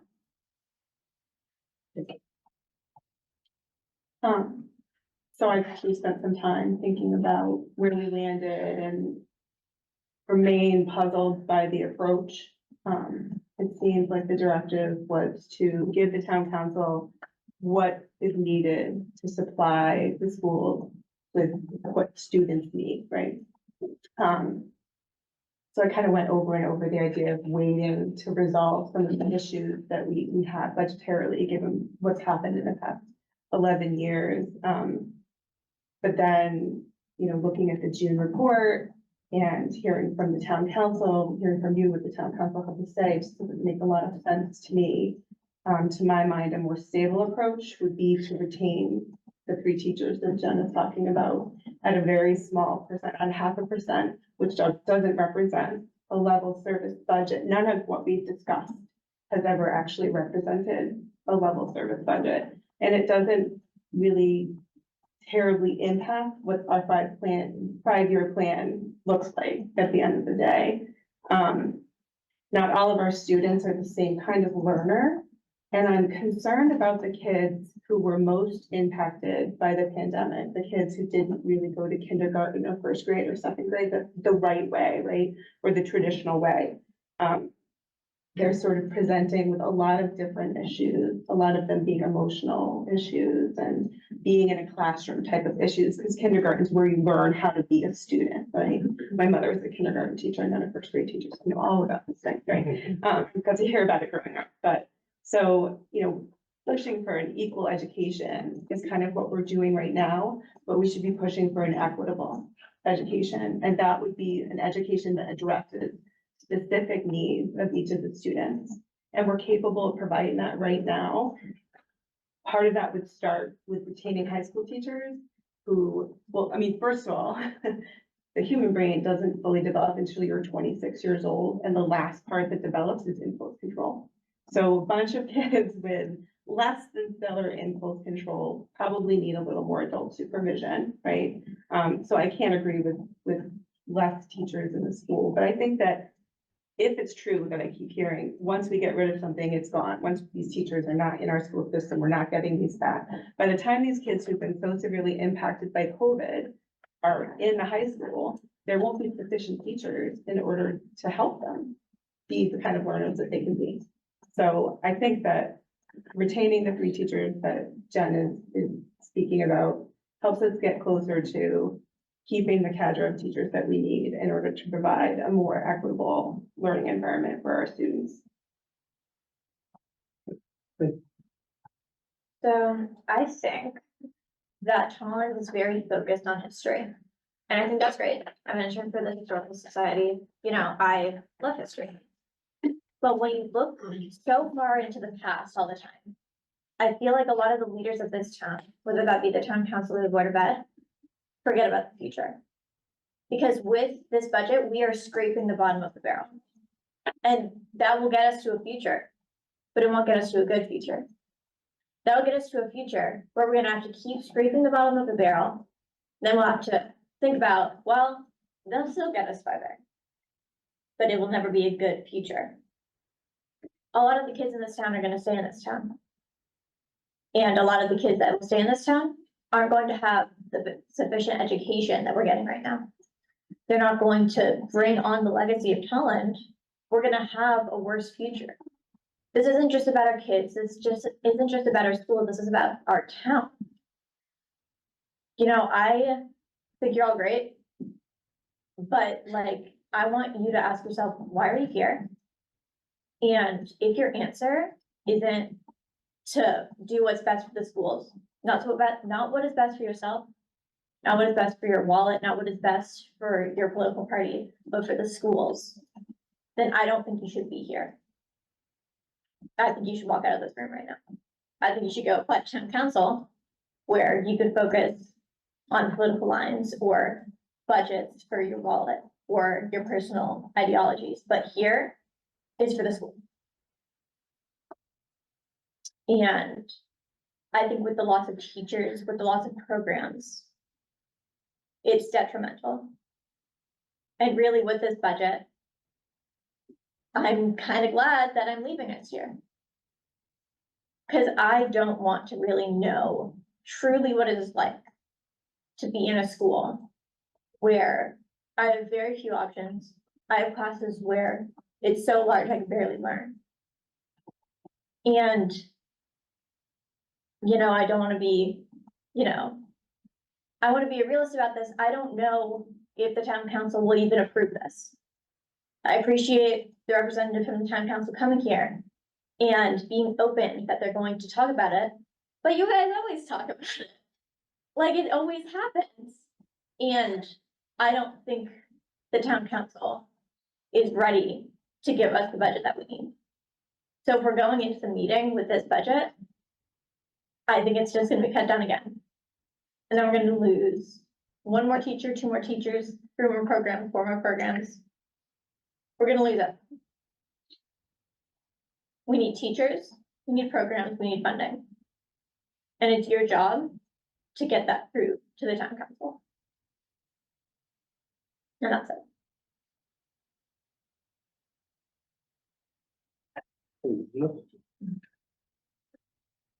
Stuff back to Tolland. Yeah. But on a serious note, because I think at the very beginning of what Audrey just said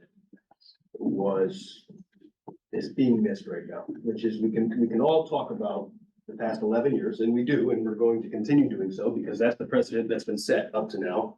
But not enough are we talking about the future. I mean, I just wrote down all sorts of stuff for the first half of the meeting, and you just sort of took that and threw it away for me in a sense. But I mean, we've got to realize this. I know folks in this room have attended Tolland schools.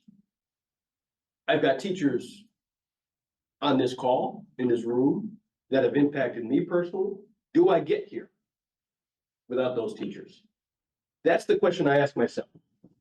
And I get it. It's a general position. It's an ELA position. There's no name under it. There's no amount of service, amount of years served under it. I get it.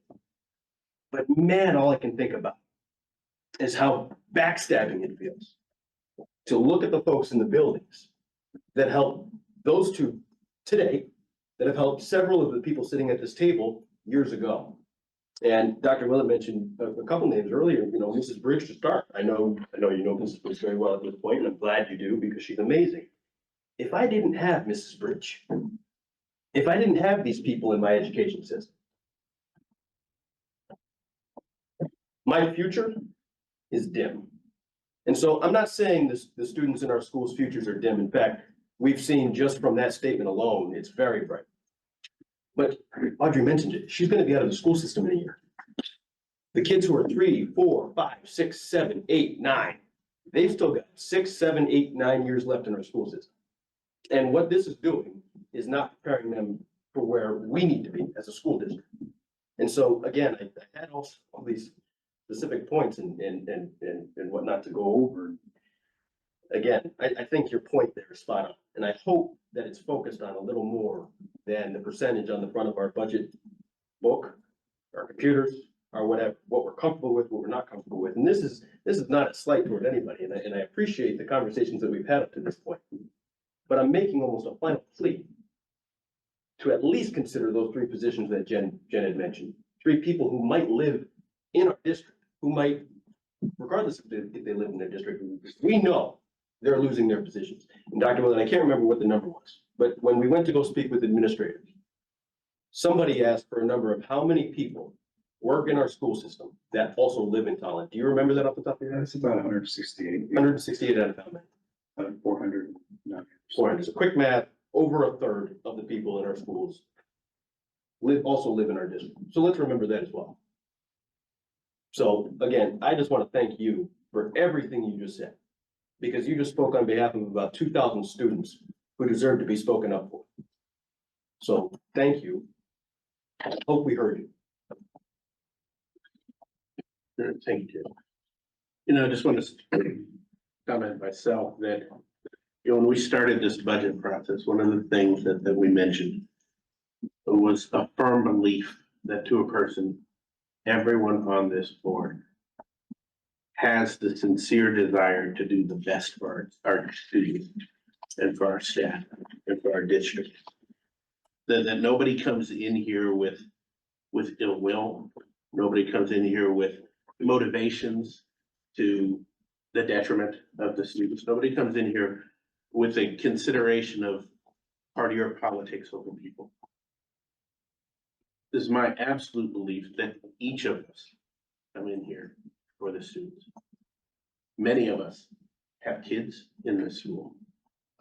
There's more than a few of us that have kids that are gonna be in these schools for a lot longer than we'll probably be sitting in these seats. And you're absolutely incorrect if you think that the decisions any of us make aren't looking in the eyes of our children when we go home and saying, what are we preparing for you? That being said, I also believe, and that's one of the absolute blessings I believe we have on this board, is that we have a diversity of thought. We have a myriad of opinions, of positions, of experiences, all aiming for the same goal that are trying to lead us to the right decision. We've met, we've discussed, we've talked a lot of things, a lot of details. Each of the scenarios that were created, that were modified, were not done in a vacuum. They were done here. They were done going to Dr. Willett, letting him, as he likes to say, run the bases. Looking to his experts to figure out, if we do this scenario, what is the impact to the staff? What's the impact to the student? What's the impact to morale?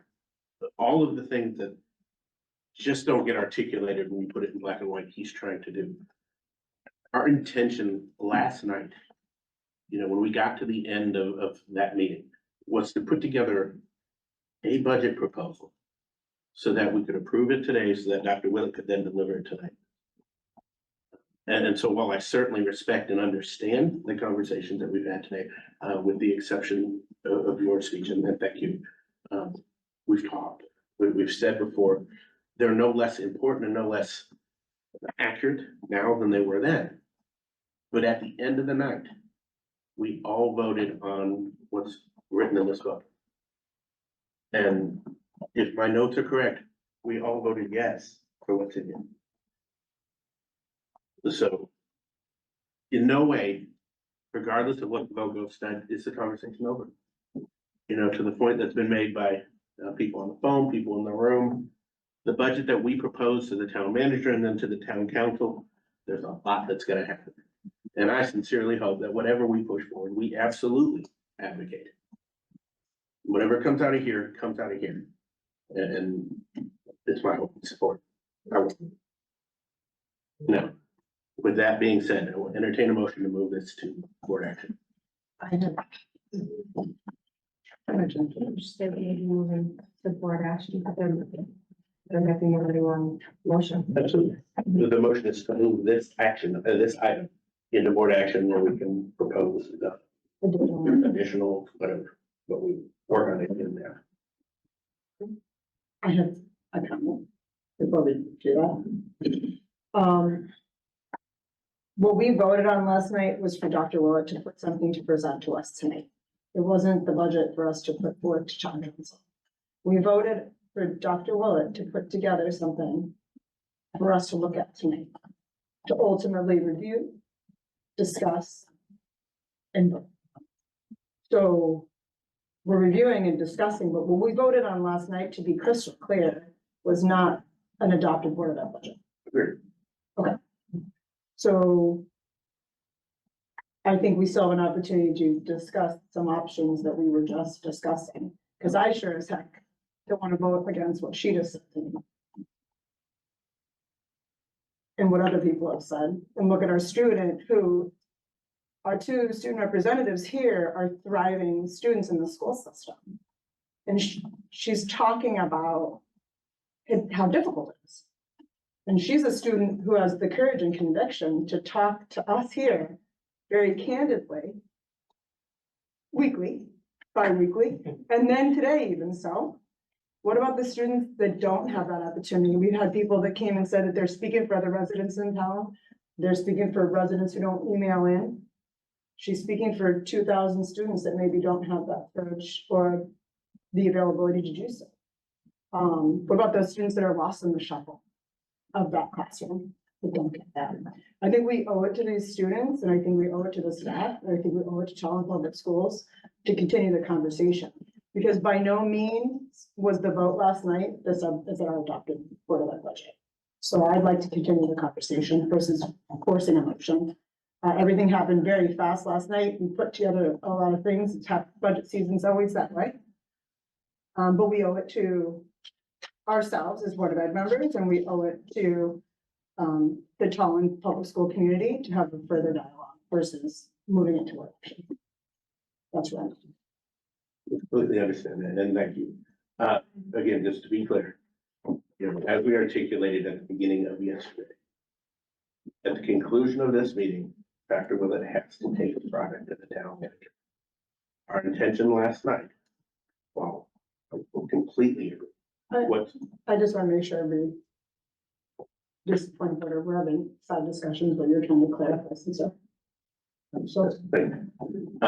Look, completely agree, was not to, the intent was to give Dr. Willett something he could create this, so that hopefully today it can get approved and he can, we'll move to board action, we can discuss, and if an adjustment comes out, Dr. Willett will have to make those adjustments before he can deliver it to them. Yeah, so I have a couple things, Dr. Willett, so these these specific, three teachers that we're talking about, for these classes, what is the class size? Because these are the ones that we had 2 teachers missing, is that correct?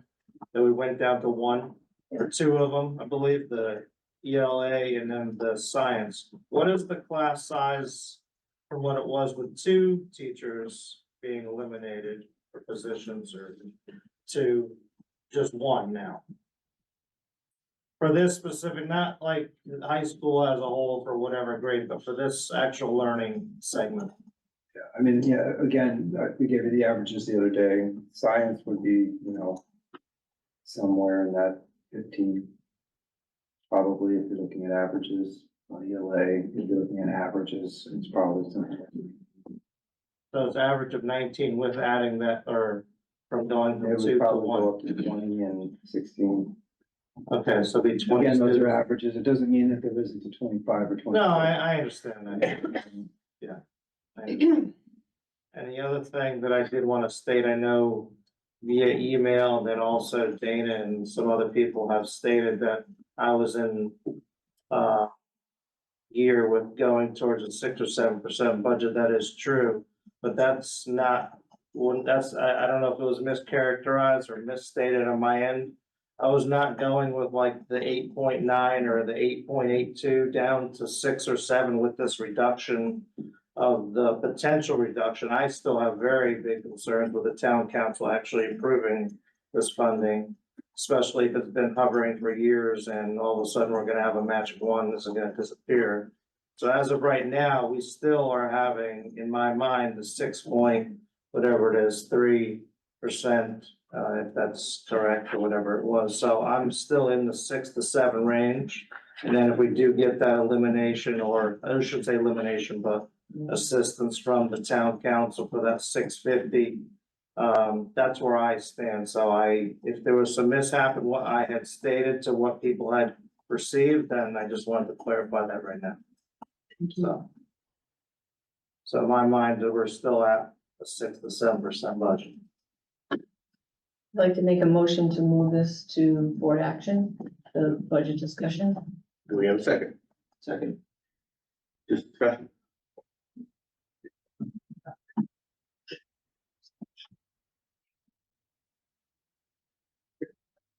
Alright. So, Jaden. Nick. Rainey. Yeah, aye. What is this on? Just to move it to board Right. action. But the conversation. New motion. Oh, we new have vote. in board act. Aye. Okay. Dan. Aye. Jen. I have no idea what we're voting on, so I'm abstaining. Dana. to clarify, we're voting to move it to board action. You said with further discussion. Well, there's always discussion. Right, I know, Right, just, so. I just want to make sure that our Moving it teammates to are board action. aware of what's going on, because I'm gonna say aye. Katie? Bill? Aye. All right, Dr. Willett, let's move that to board action. I believe that is N1. Can I make a new motion or modified motion? I just want to make sure that we're also going to look at what I proposed, whatever that number is, adding back the three teachers. When we get to that point in board action in N1, we can make a motion and it's not specific to this. So I'm not allowed to do that at this point. Not at this point, do it in N1. Dr. Willett, M1, 2024-25 school calendar. All right, here it is again. Back for your consideration, second round, the school calendar. And so there are options here as discussed before. You have the after Labor Day beginning, or the before Labor Day beginning. Those are the differences. And then the iterations are adding 3 ERs to it or not. So each of those, you kind of can scroll down to it for the public here. And the file is linked, so you can click on it and it'll jump to the actual calendar, the listing of the calendar. But sorry, there.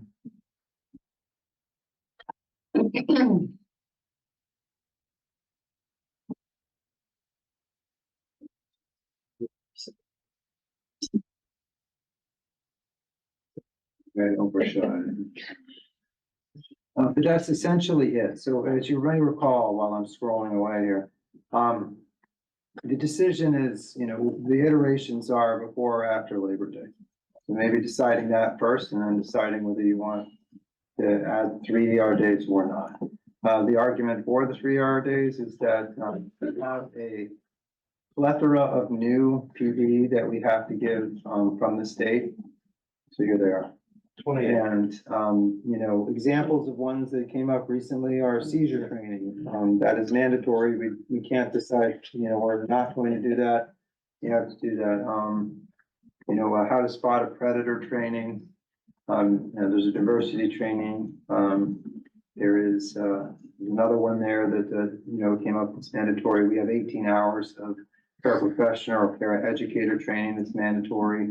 Of course, districts offer now. These are all new, those 3 or 4 are new as of a few months ago, and the 18 additional hours or hours for para training is as of the last year or so. But there's nothing getting taken away. It's all getting added.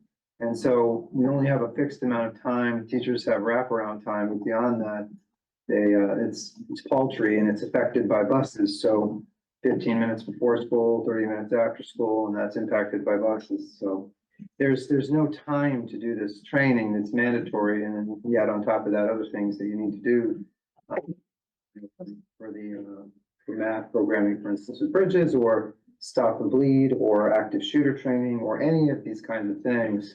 There just is not enough time. So adding ER days helps. Otherwise, what happens is we have to utilize sub-coverage, which pulls teachers out of classrooms. And they get training, for instance, seizure training. The alternative to not having that ER day type of day or afternoon is that they'd have to come out of the classroom to get it. And then we have to be a sub that comes in there. So we'd end up paying people, paying subs in order to have that versus having it during ERs. So, those are some of the challenges with not having enough ER days. And as we have seen, it's just continuing to add. There's nothing being taken off the plate. The state is adding more and more trainings, more and more tracking we have to do. Other examples are PMT, safety cares training, in order to be able to manage a child's situation. Sometimes if they're having a hard time acting out physically, we have PMT, or now called safety cares training, where it helps the staff member has to have that training in order to interact with a child acting out physically. And if they do not, they cannot engage with a child acting out physically. So it's mandatory for the people that will be engaging with any kids in that situation. And so, that's another example of, we have to work that in, and it can't be during wraparound time, it can't be, you know, it has to be during an in-service day or an ER. Safety cares by itself is a minimum of 10 people per trainer, and it takes, 3 different sessions. 3 1-hour, I think, sessions, and I may be undershooting that, and that's required in order to complete the training. So that's just yet another example, and there are so many.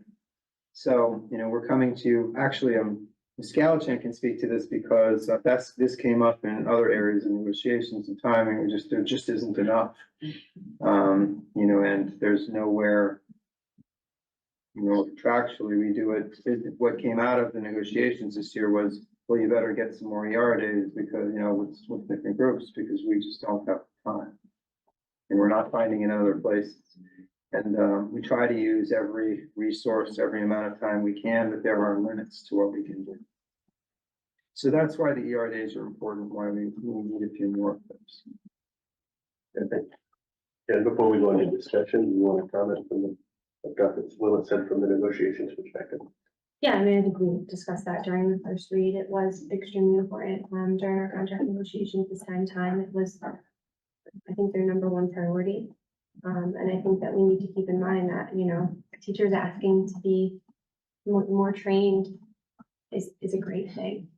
So, you know, I can talk more about my opinions on, the PD days, but in terms of contract negotiations, that's really, I think, what the most important thing is. Our teachers want more time to be better for our students. So we'll move on to discussion, just to reiterate the process here. After discussion, we will move this into board action, at which point then we will choose which of the centers. So if you have discussion or questions you'd like to ask Dr. Willett as far as the different options, please let me know and we'll. Just a quick question. How many early release days are there now versus then adding in 3 more? Trying to 1, remember. 2, 3, 4. Yeah, I would count them out, but 8, and then we're going. So there's to 8 11. now, you're going to 11? Yeah. Okay, yes, ma'am, thank you. Dr. Bell, I just think it's important to point out, you know, when we have these PD days, they are, the majority of the shortened day is instructional time. We have shortened recess in the younger grades, we have shortened lunch, etc. Yeah, So, we use a shortened schedule. right, but the instructional time is what's predominant in those days. So the impacts of learning loss. Right, I mean, the way to think about it, the way I look at it is this, you're going to lose it anyway, because we can't not give seizure training. So if it's not happening during ER, it's gonna happen with a sub pulling somebody out. And having it happen there, which then you have the lesson plan that has to be written and there's somebody else that's doing it, and it's usually it's not the same kind of instruction. So it impacts them either way, but we pay for it with the sub, whereas we don't necessarily pay for it with the ER. So that was gonna be my next point. So I would assume it's more fiscally responsible to do these trainings as a whole, rather than to pull teachers out in small groups and put them in front of subs, and then they're probably in front of subs for a longer period of time, which to me is more of a learning loss, because most of our subs are not educators, they're carrying out lessons. Yeah, it can be harder for the teacher that way too. Of course, yeah, and it's taking more time and resources away from the teacher to plan for that. And that's why we heard that we could use more of these. That came up when we were having the conversations. And we do try to squeeze them in everywhere. Teachers will even tell you that. I think that's, you know, that's sometimes it's hard because too, trying to get everything aligned can be difficult. We only have a certain number of people that can plan this. So they're very gracious in that they, for instance, are patient with the spreadsheet that I use to, you know, to say what our trainings are going to be, because the spreadsheet is, you know, not fun to look at, but we don't have a ton of people to make things flowery around here, so they're very graceful in how they, you know, they just work through it. But you know, it's, there's a lot of logistics to go into all of it. So, you know, it is useful to have a few more of those days. You know, we just need the time. And we have way more on us than we used to have on us. So those 8 days staying the same. You know, in this year alone, we didn't used to have the seizure, the active, or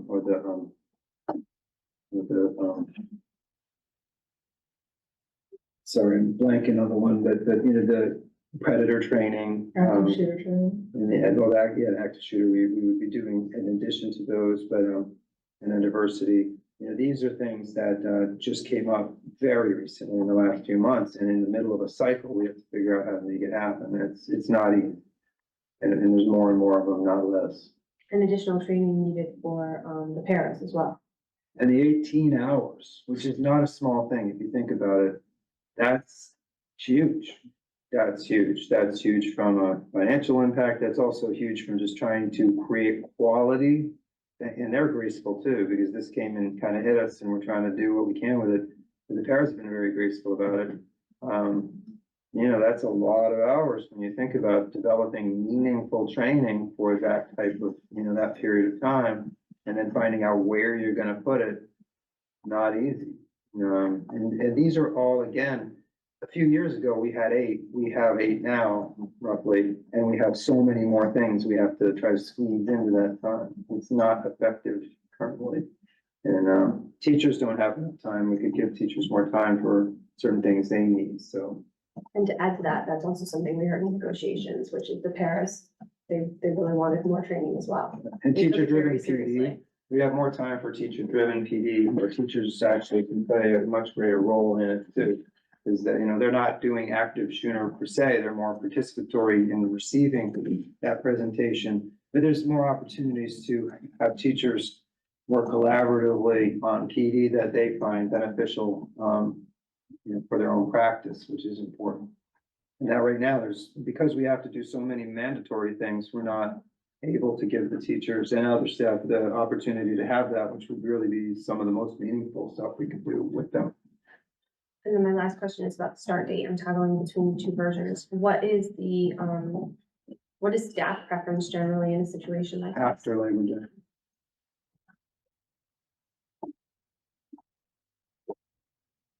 Me? I just want to make a motion to move this to board action, the calendar Wait a second. discussion. Don't we have to pick one? No, We moved to action. then. Move to action. Yeah, we can- Do we have a second?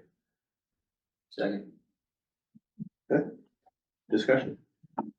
Moving it to board action, we'll pick that We'll pick one then. in the board action. What? Jamie? Aye. Rainey? Aye. Brian? Aye. Dan? Aye. Jen? Aye. Dana? Katie? Aye. Bill? Aye. And as well, Dr. Willett, let us move this to board action 10-2. All right. See if it's listening. Board action N1, budget discussion. I'd like to make a motion to reinstate the 3 positions to this budget put before us tonight. I believe would be a 6.8%. There. You're talking about adding 0.47, yes, you'd add 6.8 or 5.3. 6.8 or what?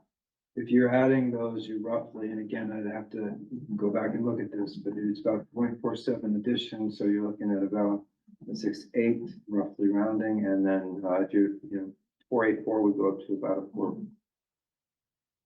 4.53. So now it's more than the additional superintendent's proposal, if that's right. Yeah, yes, I mean, 4.53 and 6.8. All right, so let me make sure. Actually, 6.98 was the first superintendent. 6.7. 6.9, yeah. So let me make sure, gentlemen, I've got your motion. You're motioning to accept the budget here with the addition of the 3 removed positions. Those, yes, the ELA, science and PE. Which then would put us at a 6.8%. You know, and so that would be, that really, you got that. Well. Yeah, can you say that again? So I was looking at. I move to reinstate, Motion to reinstate. what did you start with, the budget The budget as described in the second. as provided tonight with the addition of the high school ELA teacher, the high school science teacher, and the high school PE teacher at a 6.8%. We'll say with that. You're at approximately 6.8. Which is, it's slightly lower, 698 was what I presented. So you got David second. Okay, discussion. So just on that particular point, the original budget that Dr. Willett gave us at a slightly higher number also reduced 10 positions. This one would reduce 3. I see that as a gain. And that's what we based the 5-year plan on, was that beginning budget. And then I've talked about this till I'm blue in the face, guys, but you heard from the horse's mouth tonight from a student. She said class sizes are too high. She can't get into the electives that she wants. She said, don't take away her teachers. Right? You just said you were between a 6 and a 7, still at between a 6 and a 7. All I'm asking here is that we try. We're saving 3 people's jobs. We're doing what our students ask. We're listening to the majority of the community. I don't think our staff is on tonight because the majority of the community that wrote into us our letters. Respectfully. And I don't think our staff is on tonight because they're hoping we're reducing anymore. So again, still a compromise here. We're still taking a lot away. We're saving 3 people's jobs. We're asking the TC to help us. They told us to ask them. Are we really gonna vote against what our student who volunteers to be a Board of Ed student rep, and I didn't pay to do that tonight? Are we really gonna vote against that?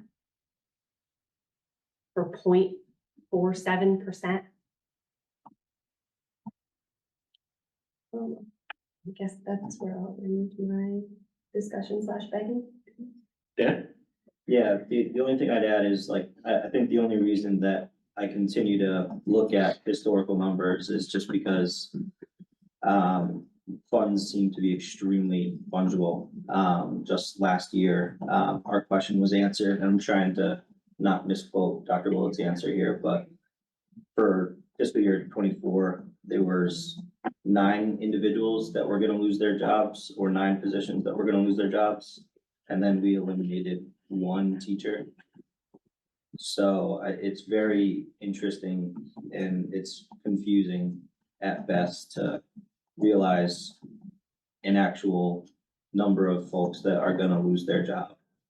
It seems as though that with the largest budget increase in a decade, our incredible superintendent and his staff have operated on a paper thin budget, is what I'm hearing over the last 11 years. Now we're giving him exactly almost what we're asking for, adding additional funding from our town council. So we're doing everything, and it's unfortunate that our efforts here are going unseen by the town apparently, but we're not here to just chop positions or anything of that nature. We're trying to make a compromise. I don't want to cut teachers, obviously, but I don't want to cut individual families that potentially are gonna get pushed out of town. And I'm sorry, I keep saying parents, but they also have students that go to these schools, so those individuals are potentially being tapped here, so there's more of an impact just beyond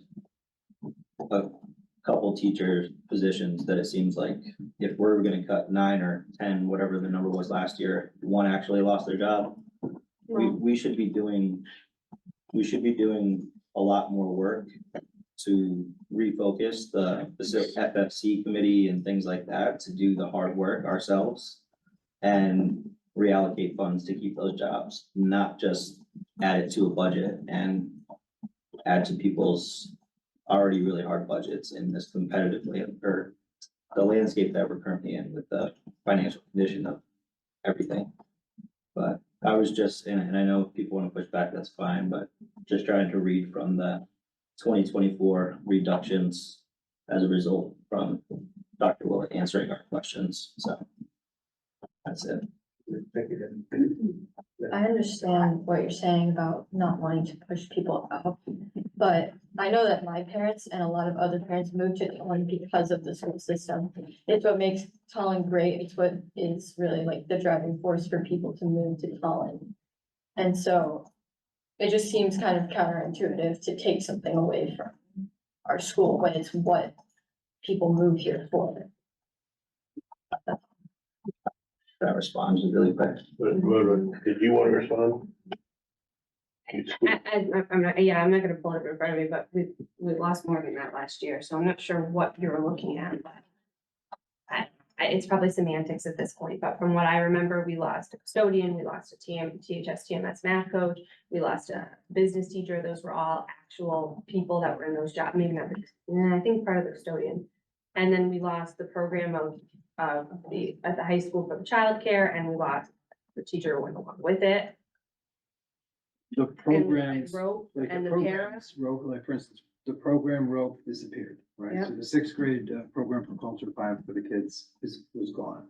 The individual was transferred to a special education paraprofessional position, right?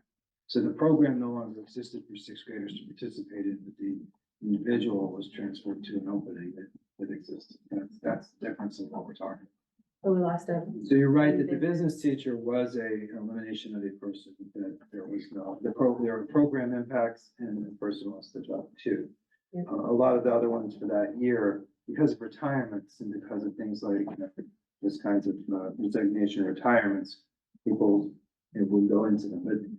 But as you noted, the programs were impacted. So in the Q&A document, you see the answer, and then at the bottom there are impacts. And that's what, what the school system no longer had because of the reduction. When we left this room, we also lost the THS TMS math coach. We cut that person when we left this room. We found out a time later that another option opened up because somebody left after, but so we didn't get to keep that person. That person already left, and we didn't reinstate the program. Dr. Will. Yeah, thank you very much. I just want to respond really quick because I completely appreciate your thoughts and feelings around that. The other flip side, and just to play devil's advocate, is like, I'm a product of this paper thin budget way back in Tolland as well. I moved back to Tolland for these schools. I'm not trying to underfund it. I'm trying to just fund it across 5 years so that if there's a new family that wants to move to Tolland, there's not an old family that has to move out of Tolland just because they can't afford to live here. So it's just a little bit of a give and take. We don't want to only attract people just because they can afford to live here. We want everybody to be able to stay as well, because from what I'm being told, emails, I know only a handful of emails, but people are tapped. So if they have to move out because the mill rate from when I was here was 27, 28, now it's 37. That's increase was from a 1%, 1.71% increase year over year. We're gonna see another increase, and I'm saying I'm fine with it. But to do it all in 1 year is just what I'm opposed to, I would say. Thank you though. Okay. Well, I think the dialogue we're having now is I'm glad it's coming out of somebody else's mouth and not mine, that our budgets have been paper thin. Because that has been the case. And so I'm glad we're acknowledging that. And I hope that we don't create any more paper thin budgets, because again, it's going to affect them, and it's going to affect the people who are much younger than them as well. How I look at this is, and there's one thing I take pride in the most, and Jen knows this better, and Bill knows this better than anybody in the room. It was being a Little League coach. And being a Little League coach, and who would have thought that would make such a difference in somebody's life? But I want to explain why. that relates to this. The perspective I'm taking on this issue as a Board of Ed member is when you're a Little League coach and you're Coach Jaden, and you want to be on Coach Jaden's team and all these things, there is a certain level of trust that you've built up with a lot of the community because of how many players you coach, whatever it is. And I guess I'm looking at it in the same perspective here. We've built up a lot of trust to sit at this table and weed through exactly what it is that, again, students need. And I think that's as simple as it gets. We've built up this trust in the community that we're going to do what is right. I get it. 5, 6 people wrote in about, the fiscal concerns of this. And I want to be very clear, those are not being ignored. That is still a part of this conversation, which is why we're not necessarily asking for more, or why I'm asking for more. But I want to make sure that my perspective is coming across clearly here, because I think by passing a budget where we're sacrificing 3 people's jobs over 0.47%, which equates to whatever number it ends up being, I think we're losing some of the trust that we built up. And that's just my opinion. Now, fortunately, we live in America. I'm allowed to have my opinion, as everybody's allowed to have theirs. But I hope that provides some perspective. Again, one thing I fully rely on is the trust built between relationships. The same thing applies here. And I really hope that got across the way I intended it to. Because again, it's as a board, there's a lot for us to lose here. There's a lot for us to lose. And it's not the votes, it's not the this, it's not the that. It's the quality of education that everyone's kids in here will experience. And so, again, hopefully that helps provide a little bit of my perspective. And if there's more discussion, I'll comment when deemed necessary. One thing, I didn't have the opportunity to know or speak with many of the people on here before they got here. And I apologize for calling you. Brian, I did. I remember running into Brian and his wife and his kids coming in and out of Birch Grove. When I'd be taking my little one in for something, or when Papa forgot to pack her snow. And each time Brian would stop me and ask me about something that was going on. How is this going on? Why is the board talking about these things? And, you fast forward to now, I'm absolutely thrilled that those questions led you here. And listening and thinking back to each of those questions as we face this board vote. Again, and I'll reiterate, I'm confident every decision is being made with those little ones in mind. I'm confident, like Coach Jade says, that these decisions are being made, taking the trust of the community into ourselves. It's a very important thing, and it's something that I know personally I hold dear. So we don't look at just cutting people's livelihoods. We don't look at expanding class sizes just because it looks like it's fun. The choices are being made because we are, to Jen's point and Dana's point, we are charged with ensuring the educational responsibilities of this town. And that means ensuring that it's properly funded, not just in the short term, but in the long term. Education is not cheap. We're the first to admit it. Quality education even less so. But that means that it's upon us to make sure that every dollar we ask the people, every dollar we ask the town for, is absolutely necessary. That our budget articulates the needs, and then if money presents itself for the wants, then we've got priorities articulated to be able to appropriately use those. So, that being said, Dan? You had some more stuff. I just wanted to make sure you did the right. Okay. So a couple things. Thank you for, the paper thin budget is scary when people use that terminology, but it's the reality of where we're at, right? So I think Jane reiterated it. I think Jan said it. And then you said you were a product of that paper thin budget. I don't know your age. But I would assume that it was a lot longer than 10 or 11 years ago. It's a lot. That long? 2010. I was trying to think about how to say it respectfully. But note that there were classes and there were programs and there were offerings that we no longer have. And then now our payment budget. I appreciate, Dan, what you're talking about, because everybody needs to be cognizant of all 15,000 residents that we have in town. But your discussion is more of, a town council discussion. We have a lot of programs in town that can assist folks who have money constraints and needs through social services programs and different things. That's what's great about Tolland, right? They moved to Tolland for the schools. I know that's exactly why my family moved to Tolland. When my kids were signing up when we were starting this register from schools, I said, the elementary schools in town were good, but the high school wasn't. So it's time to figure it out. And we looked at it in multiple towns of the education system, and Tolland was our choice. But also because of the different charms Tolland has and the services that they provide and the community, all the extracurriculars that this community provides. But again, I want to reiterate, that's not our charge. That's the charge of the town council and our planning and zoning, and I've said it over and over, and I'll say it till I'm blue in the face, and I'll continue to say it. That is the conversation for town council and the other folks on other boards and commissions to ensure that those programs are available for those folks. My concern is we have an opportunity to reinstate 3 teachers. I will tell you, in the, I don't know how many years we've been doing this, Tony, since 2019, there have been jobs eliminated. There have been reduction in force for educators, paraprofessionals. There are educators that have left our school system because of our reductions and found a better, what they felt was a better culture for them in a different, robust school system.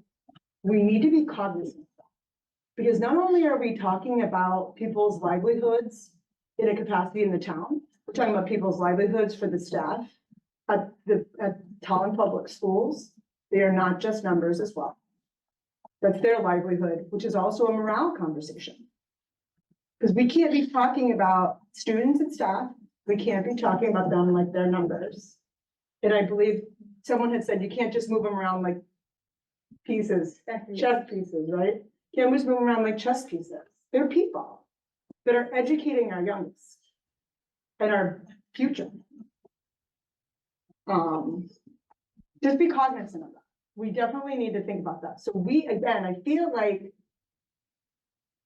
maybe we need to have more conversations with our CAVE friends, more conversations about what it is to be a board member, or, I've attended a lot of CAVE meetings and Zooms and different things to educate me on what it is, what I'm charged to do as a board member. But I'm not going to vote for a budget that cuts our staff, that cuts programs and opportunities for our students. And yes, I agree with the multi-year plan, 100%. I just think that we just need to fund our education system. And it's going to take a while to get back to that level services budget that everybody is seeking. I get that. But I think we need to figure out what lane we're in, because we're on the Board of Education lane.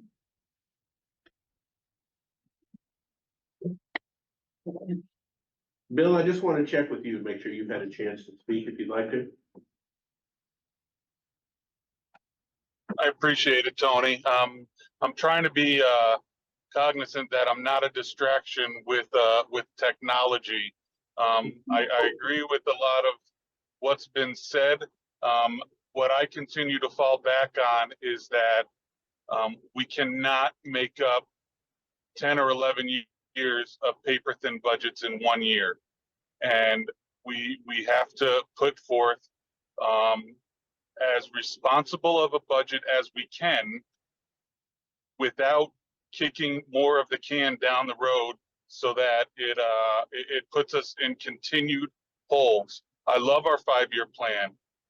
I like the budget we have currently on the table that we voted on last night, because I think it puts us in a good position to be successful for our 5-year plan. That's where I'm standing at this point.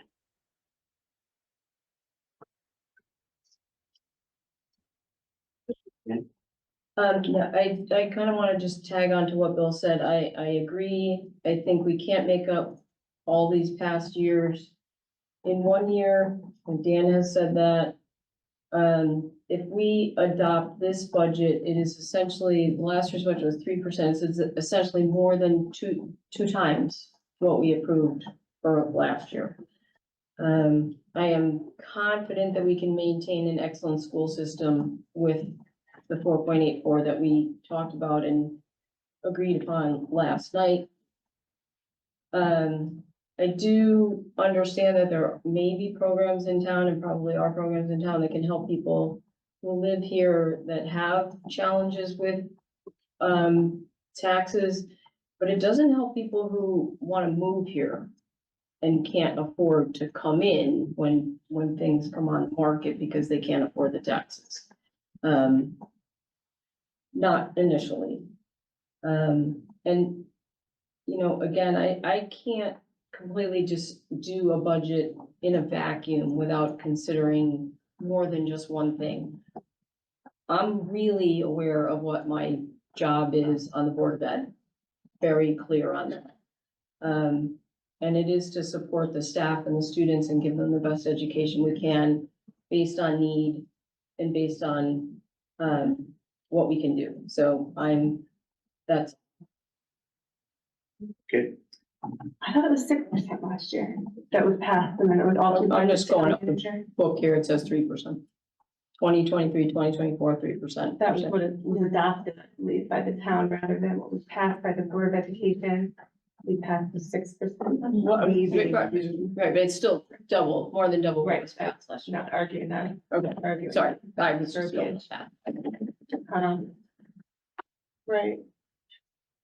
I too really like the multi-year plan. I think it looks really good. And I think we're in a good position passing a 6.8 or 5.2 because it still remains within that first column that Dr. Willett gave us that was based on the first pass at a Board of Education budget, which was 6.95% or 6.97%, I believe you said.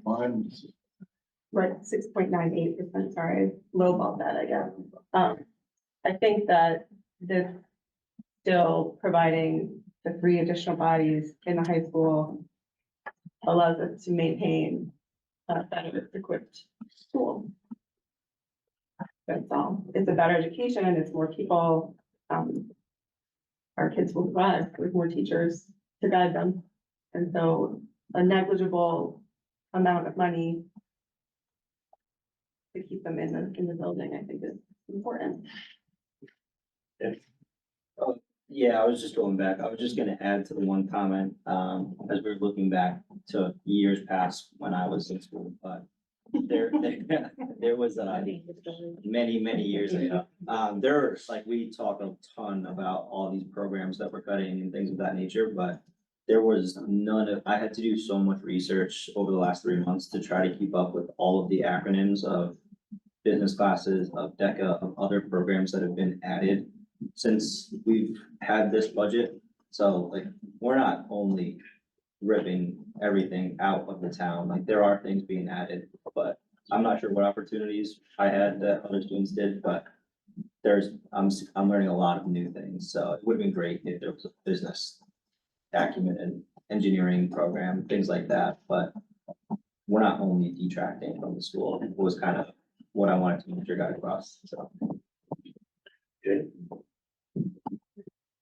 Yeah, no, thank you, sorry. I know, I'm like, wait a second, can I add? It's a bit anticlimactic. Sorry, Okay. no. There, no.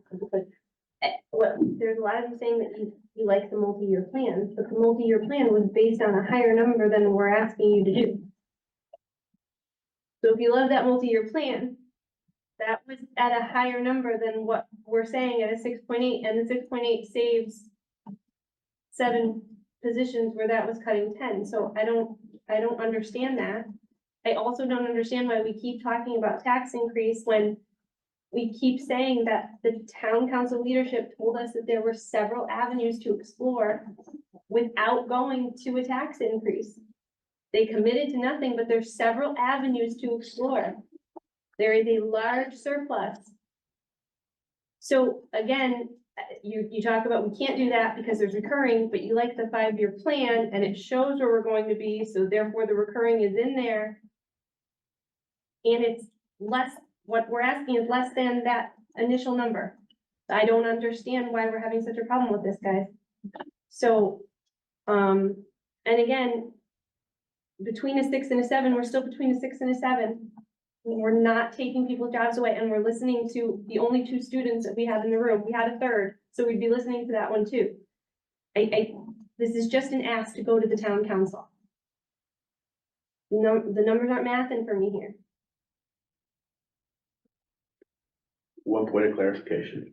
The 5-year plan that was presented by Dr. Willing is a seed. Is it what? A seed. It's a seed. It is the beginning of a plan. I was trying to grading it like ABC. You know? That's some new letter. C, D. When you read the first C, I got a seed.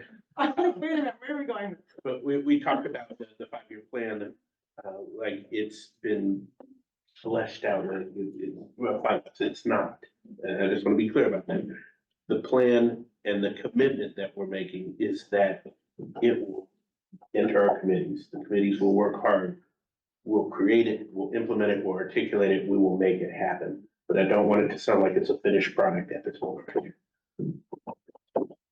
Yeah, I hope it's clear, just for clarity, just where my head was at the 5-year plan, and I hope it's clear in the minutes from last night.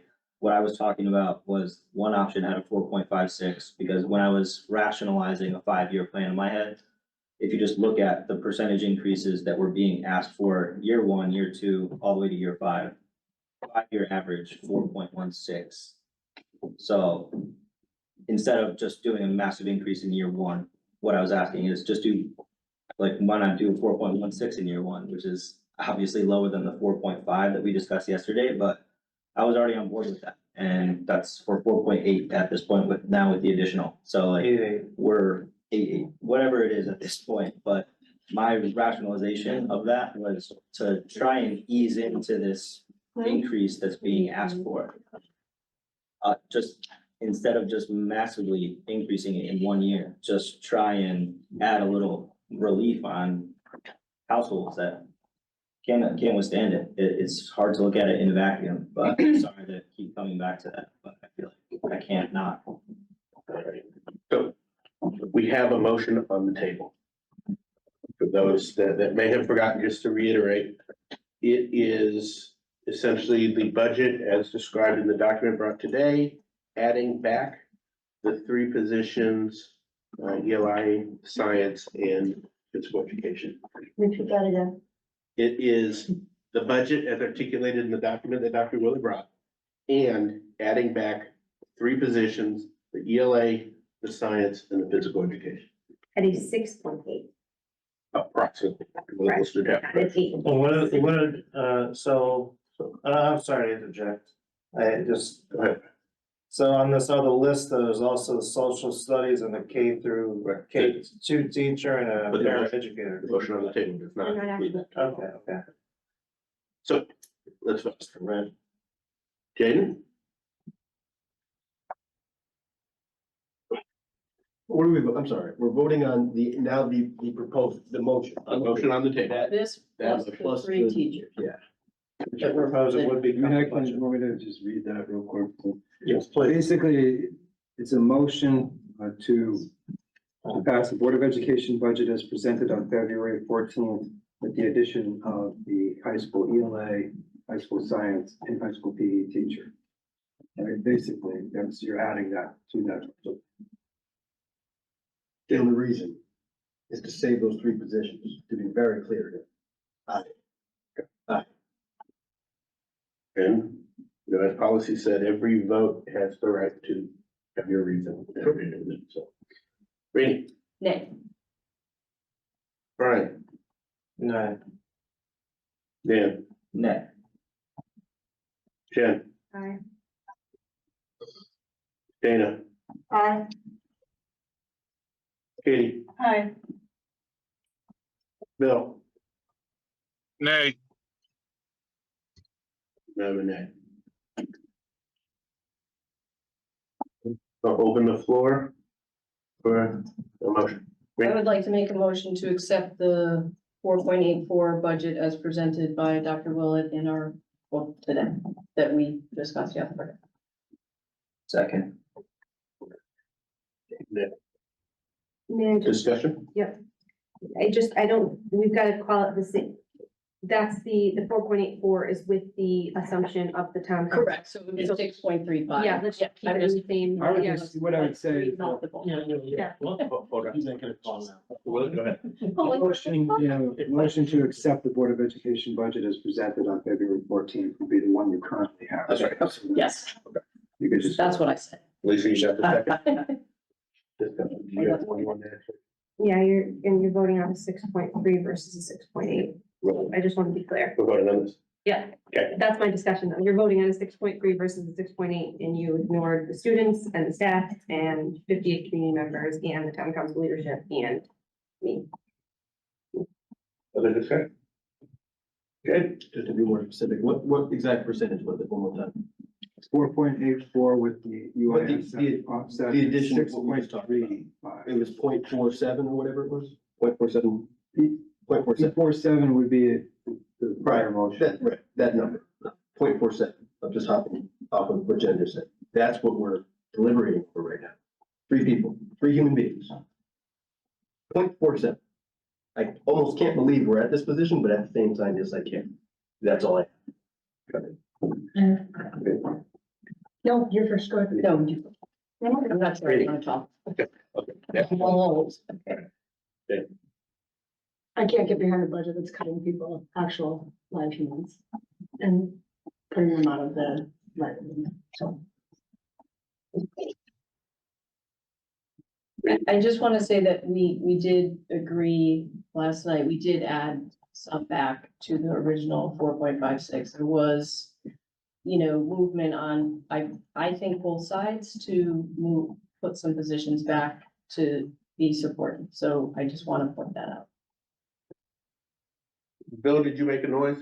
I thought But I heard a noise too. No, unless you're calling on me to vote. Nope, not yet, just making sure that wasn't.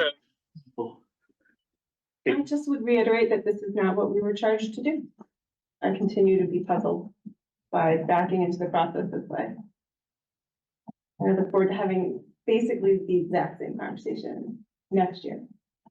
Hopefully full of lots of misinformation. And one more thing, what we're also failing to add is that we can't fix it all in 1 year. Well, I haven't heard anybody, and I'll listen up to add this stuff back. We'll have already lost these people. But I don't hear us talking about adding them back and adding the programs back and adding the positions back, because now those will be added to the 5-year plan. Which costs money. Right, John? Of course. Right. And just my point to add to it. This is very same proposal. 24 hours ago was a unanimous yes, with consideration. What was I missing? Sorry. So. All right. I have one more thing, John. I want to be crystal clear, the reason why because I get, Rini, I will agree with you, write this down. February 14th, 2024. Dana and Rini agree. We did compromise on both sides, write it down. We did compromise on both sides, and I appreciate that conversation.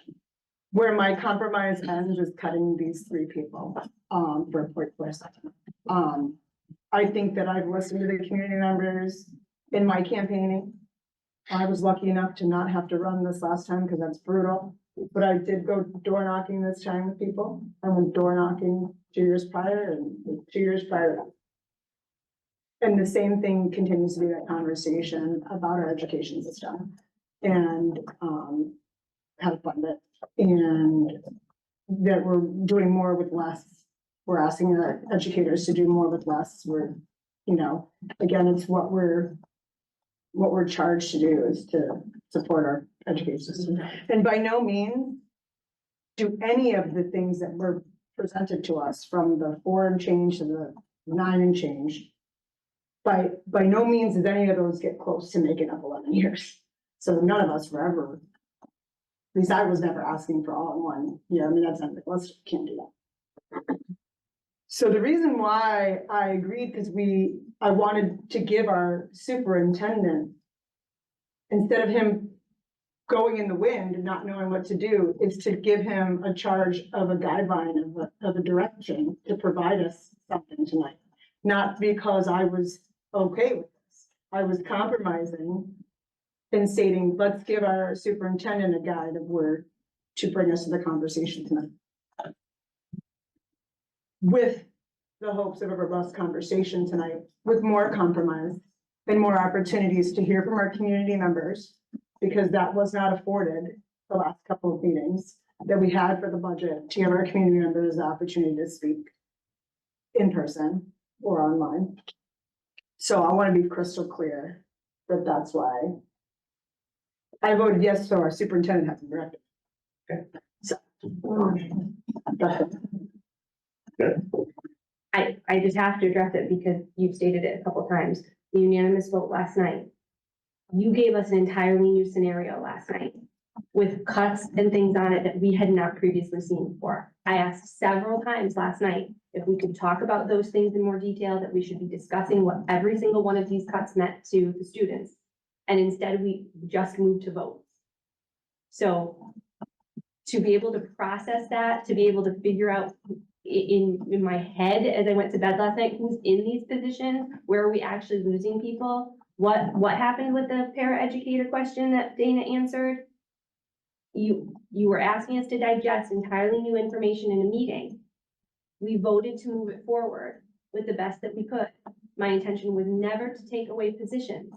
We also voted the meeting before that as well, and we voted on an 8.79, and we didn't take away positions. So if you're going to keep naming the vote from last night, there was a vote a couple nights before that too. So it's just, before I see it on social media, we had every right to digest that information, to move it forward last night, digest that information and discuss it tonight when a final vote was to happen. That's what we thought we were coming in here to do. We did not think that we were going to be held to that last night, just like we didn't hold everyone to the vote a couple nights before that. Anything else? And you're able to provide a rationale to your vote, was what you're saying when you. Yeah, I thought You can. every voting member has a right to have the reason for their vote kept in minutes. So. All right. So Dr. Willett, if you would be so kind to read the motion on the table. Motion to pass the Board of Education budget as presented on February 14th, 2024. Jaden? Nay. Rini? Aye. Brian? Aye. Dan? And I'd like to focus the FFC to reallocate funds in an attempt to maintain Point of jobs. order, we don't need to do a discussion. He It's has to just make straight sure vote. to explain his. Okay. Lost my groove there. No, so I want to refocus FFC, as we've already continued to reallocate expenses from the Board of Education to, as we've done in the past, like reallocate funds here to try and do our best to, if not maintain their teachers in their current role, to save a job and reallocate funds to the board and see what we can do to keep the jobs. Thank you. Jen? Nay. Dana? Nay. Katie? No. Bill, I'm calling on you to vote. Aye. And I'm an aye. Motion passed. Good. Board action item N2, school calendar. All right, we're back again with the school calendar, this time for a vote. You would bring up the D4 option. Yeah, sorry, I gotta scroll down to them. Oh, it's the scrolling. Yeah, well, those, the original one without the extra days. Before Labor Day, after Labor Day, Yes. existing number, 4+3. That's it. And the teachers prefer. After, After plus. and I articulated that correctly. You did, it's more simple than it looks, it's Before or after add 3 adults. And the staff would prefer You do. after. They definitely prefer after. Can I ask a quick question? Do you do PD days before school starts though, anyway, already? We do, but there are contractually stipulated time, constraints on that. So the question would be, like, if we were to move, and I'm not suggesting we would, but if we were to move it to before Labor Day, does that affect that in some way? It just Is it pushes that limited? earlier.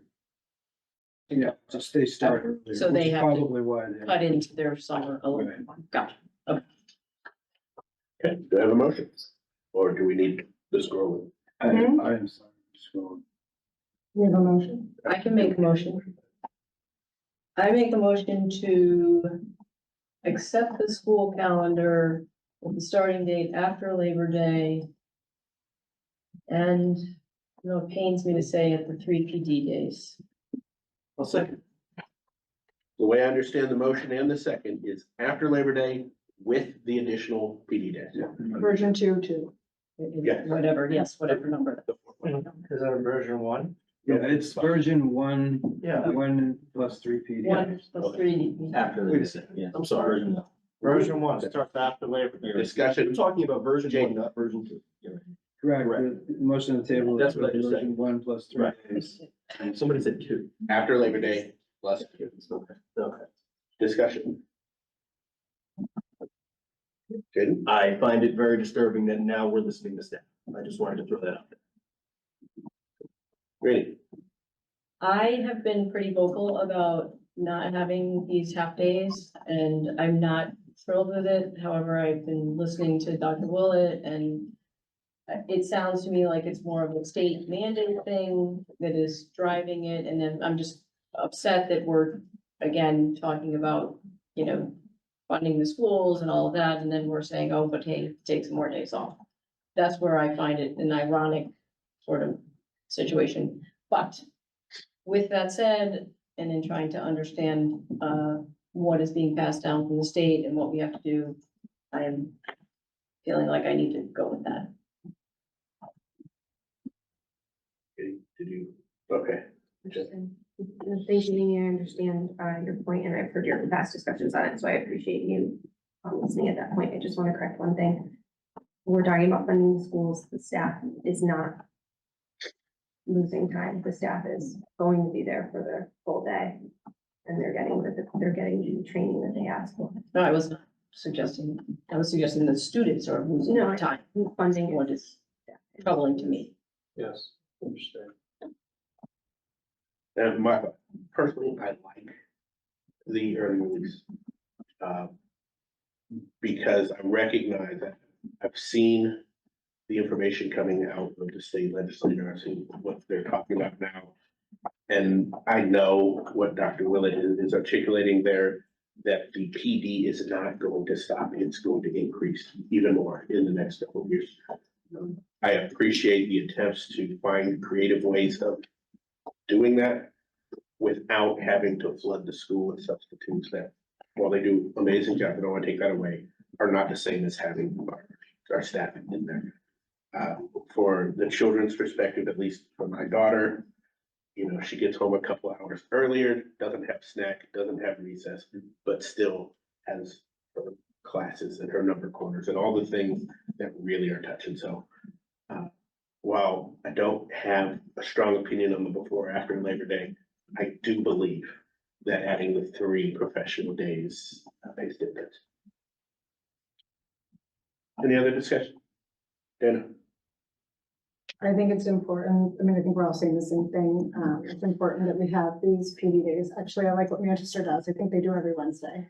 Whether or not it's PD every Wednesday, they've got half day. They have a half day, They're so working they're- with their teams and they're doing all sorts of stuff. Right, so they're doing a team building or something to further our educators' education with that, with all those state mandates, but it is also important to recognize that when we were at our rounds, the instructor rounds, when we went to, not the instructor rounds, we went to the budget rounds.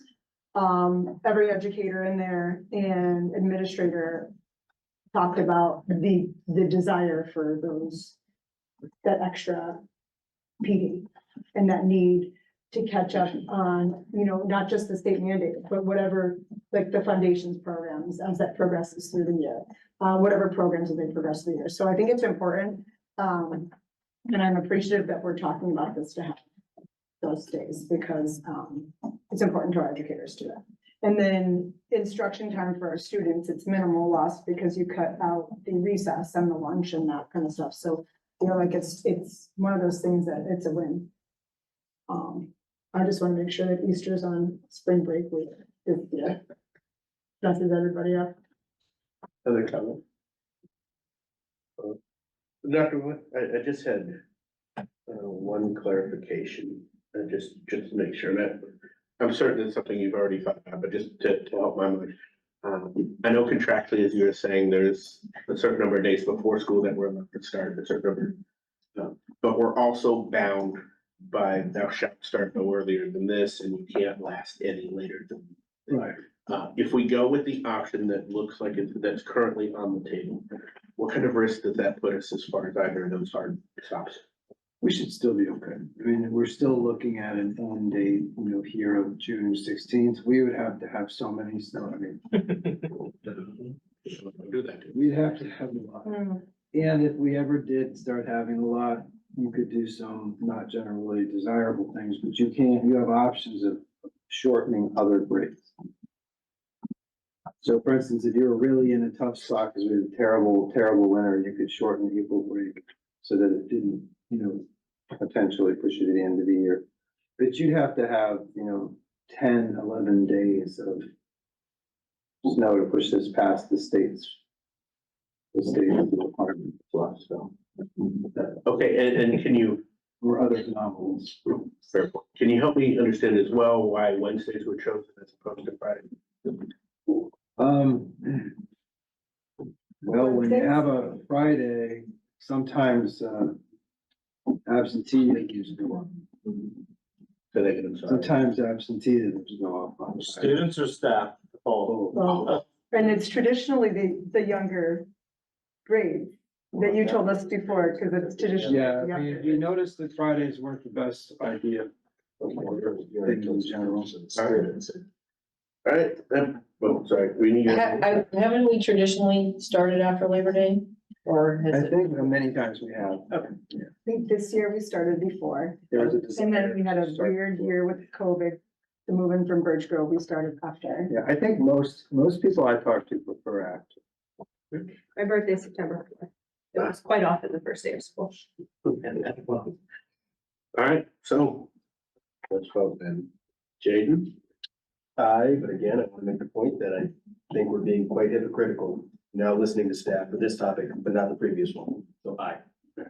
Rainey? Aye. Brian? Aye. Dan? Aye. Ken? Aye. Dana? Aye.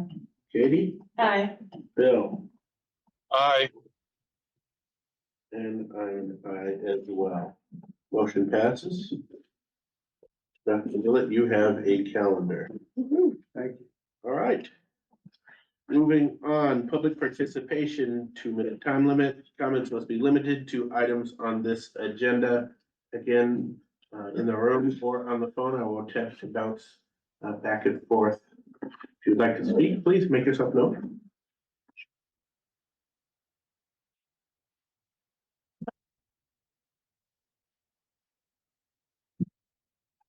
Liz Costa. Liz Costa, 54 Josiah Lane. I just want to say how proud I am of those two student reps. Congratulations. You made a difference to the people listening. Thank you.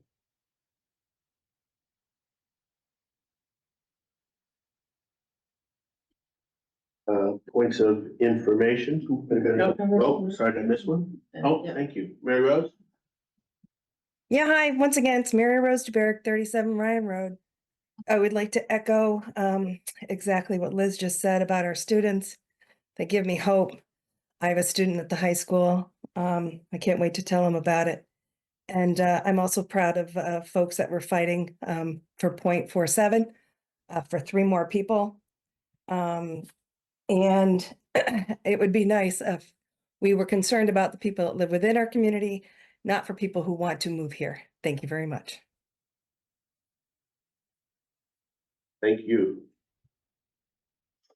Giving another chance, make sure I don't miss. All right. Moving on, points of information, anybody on the board would like to make a comment? Okay.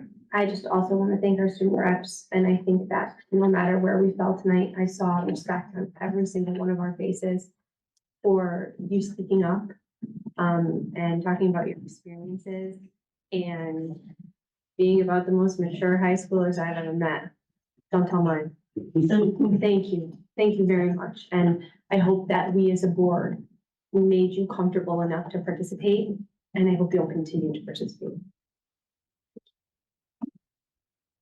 And I would like to just, again, to key in, on the initial meeting between Dr. Willett and I think both of you, to articulate the role of the student rep.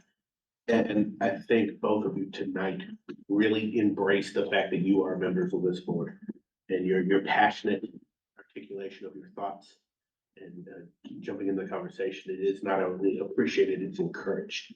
So please share that and continue that. As, like I've said to many other board members, while this budget conversation was difficult and is far from over, I don't believe it's the hardest conversation we're going to have this year. There's a lot of important things coming down the pipe, and we will absolutely need your thoughts. Tim?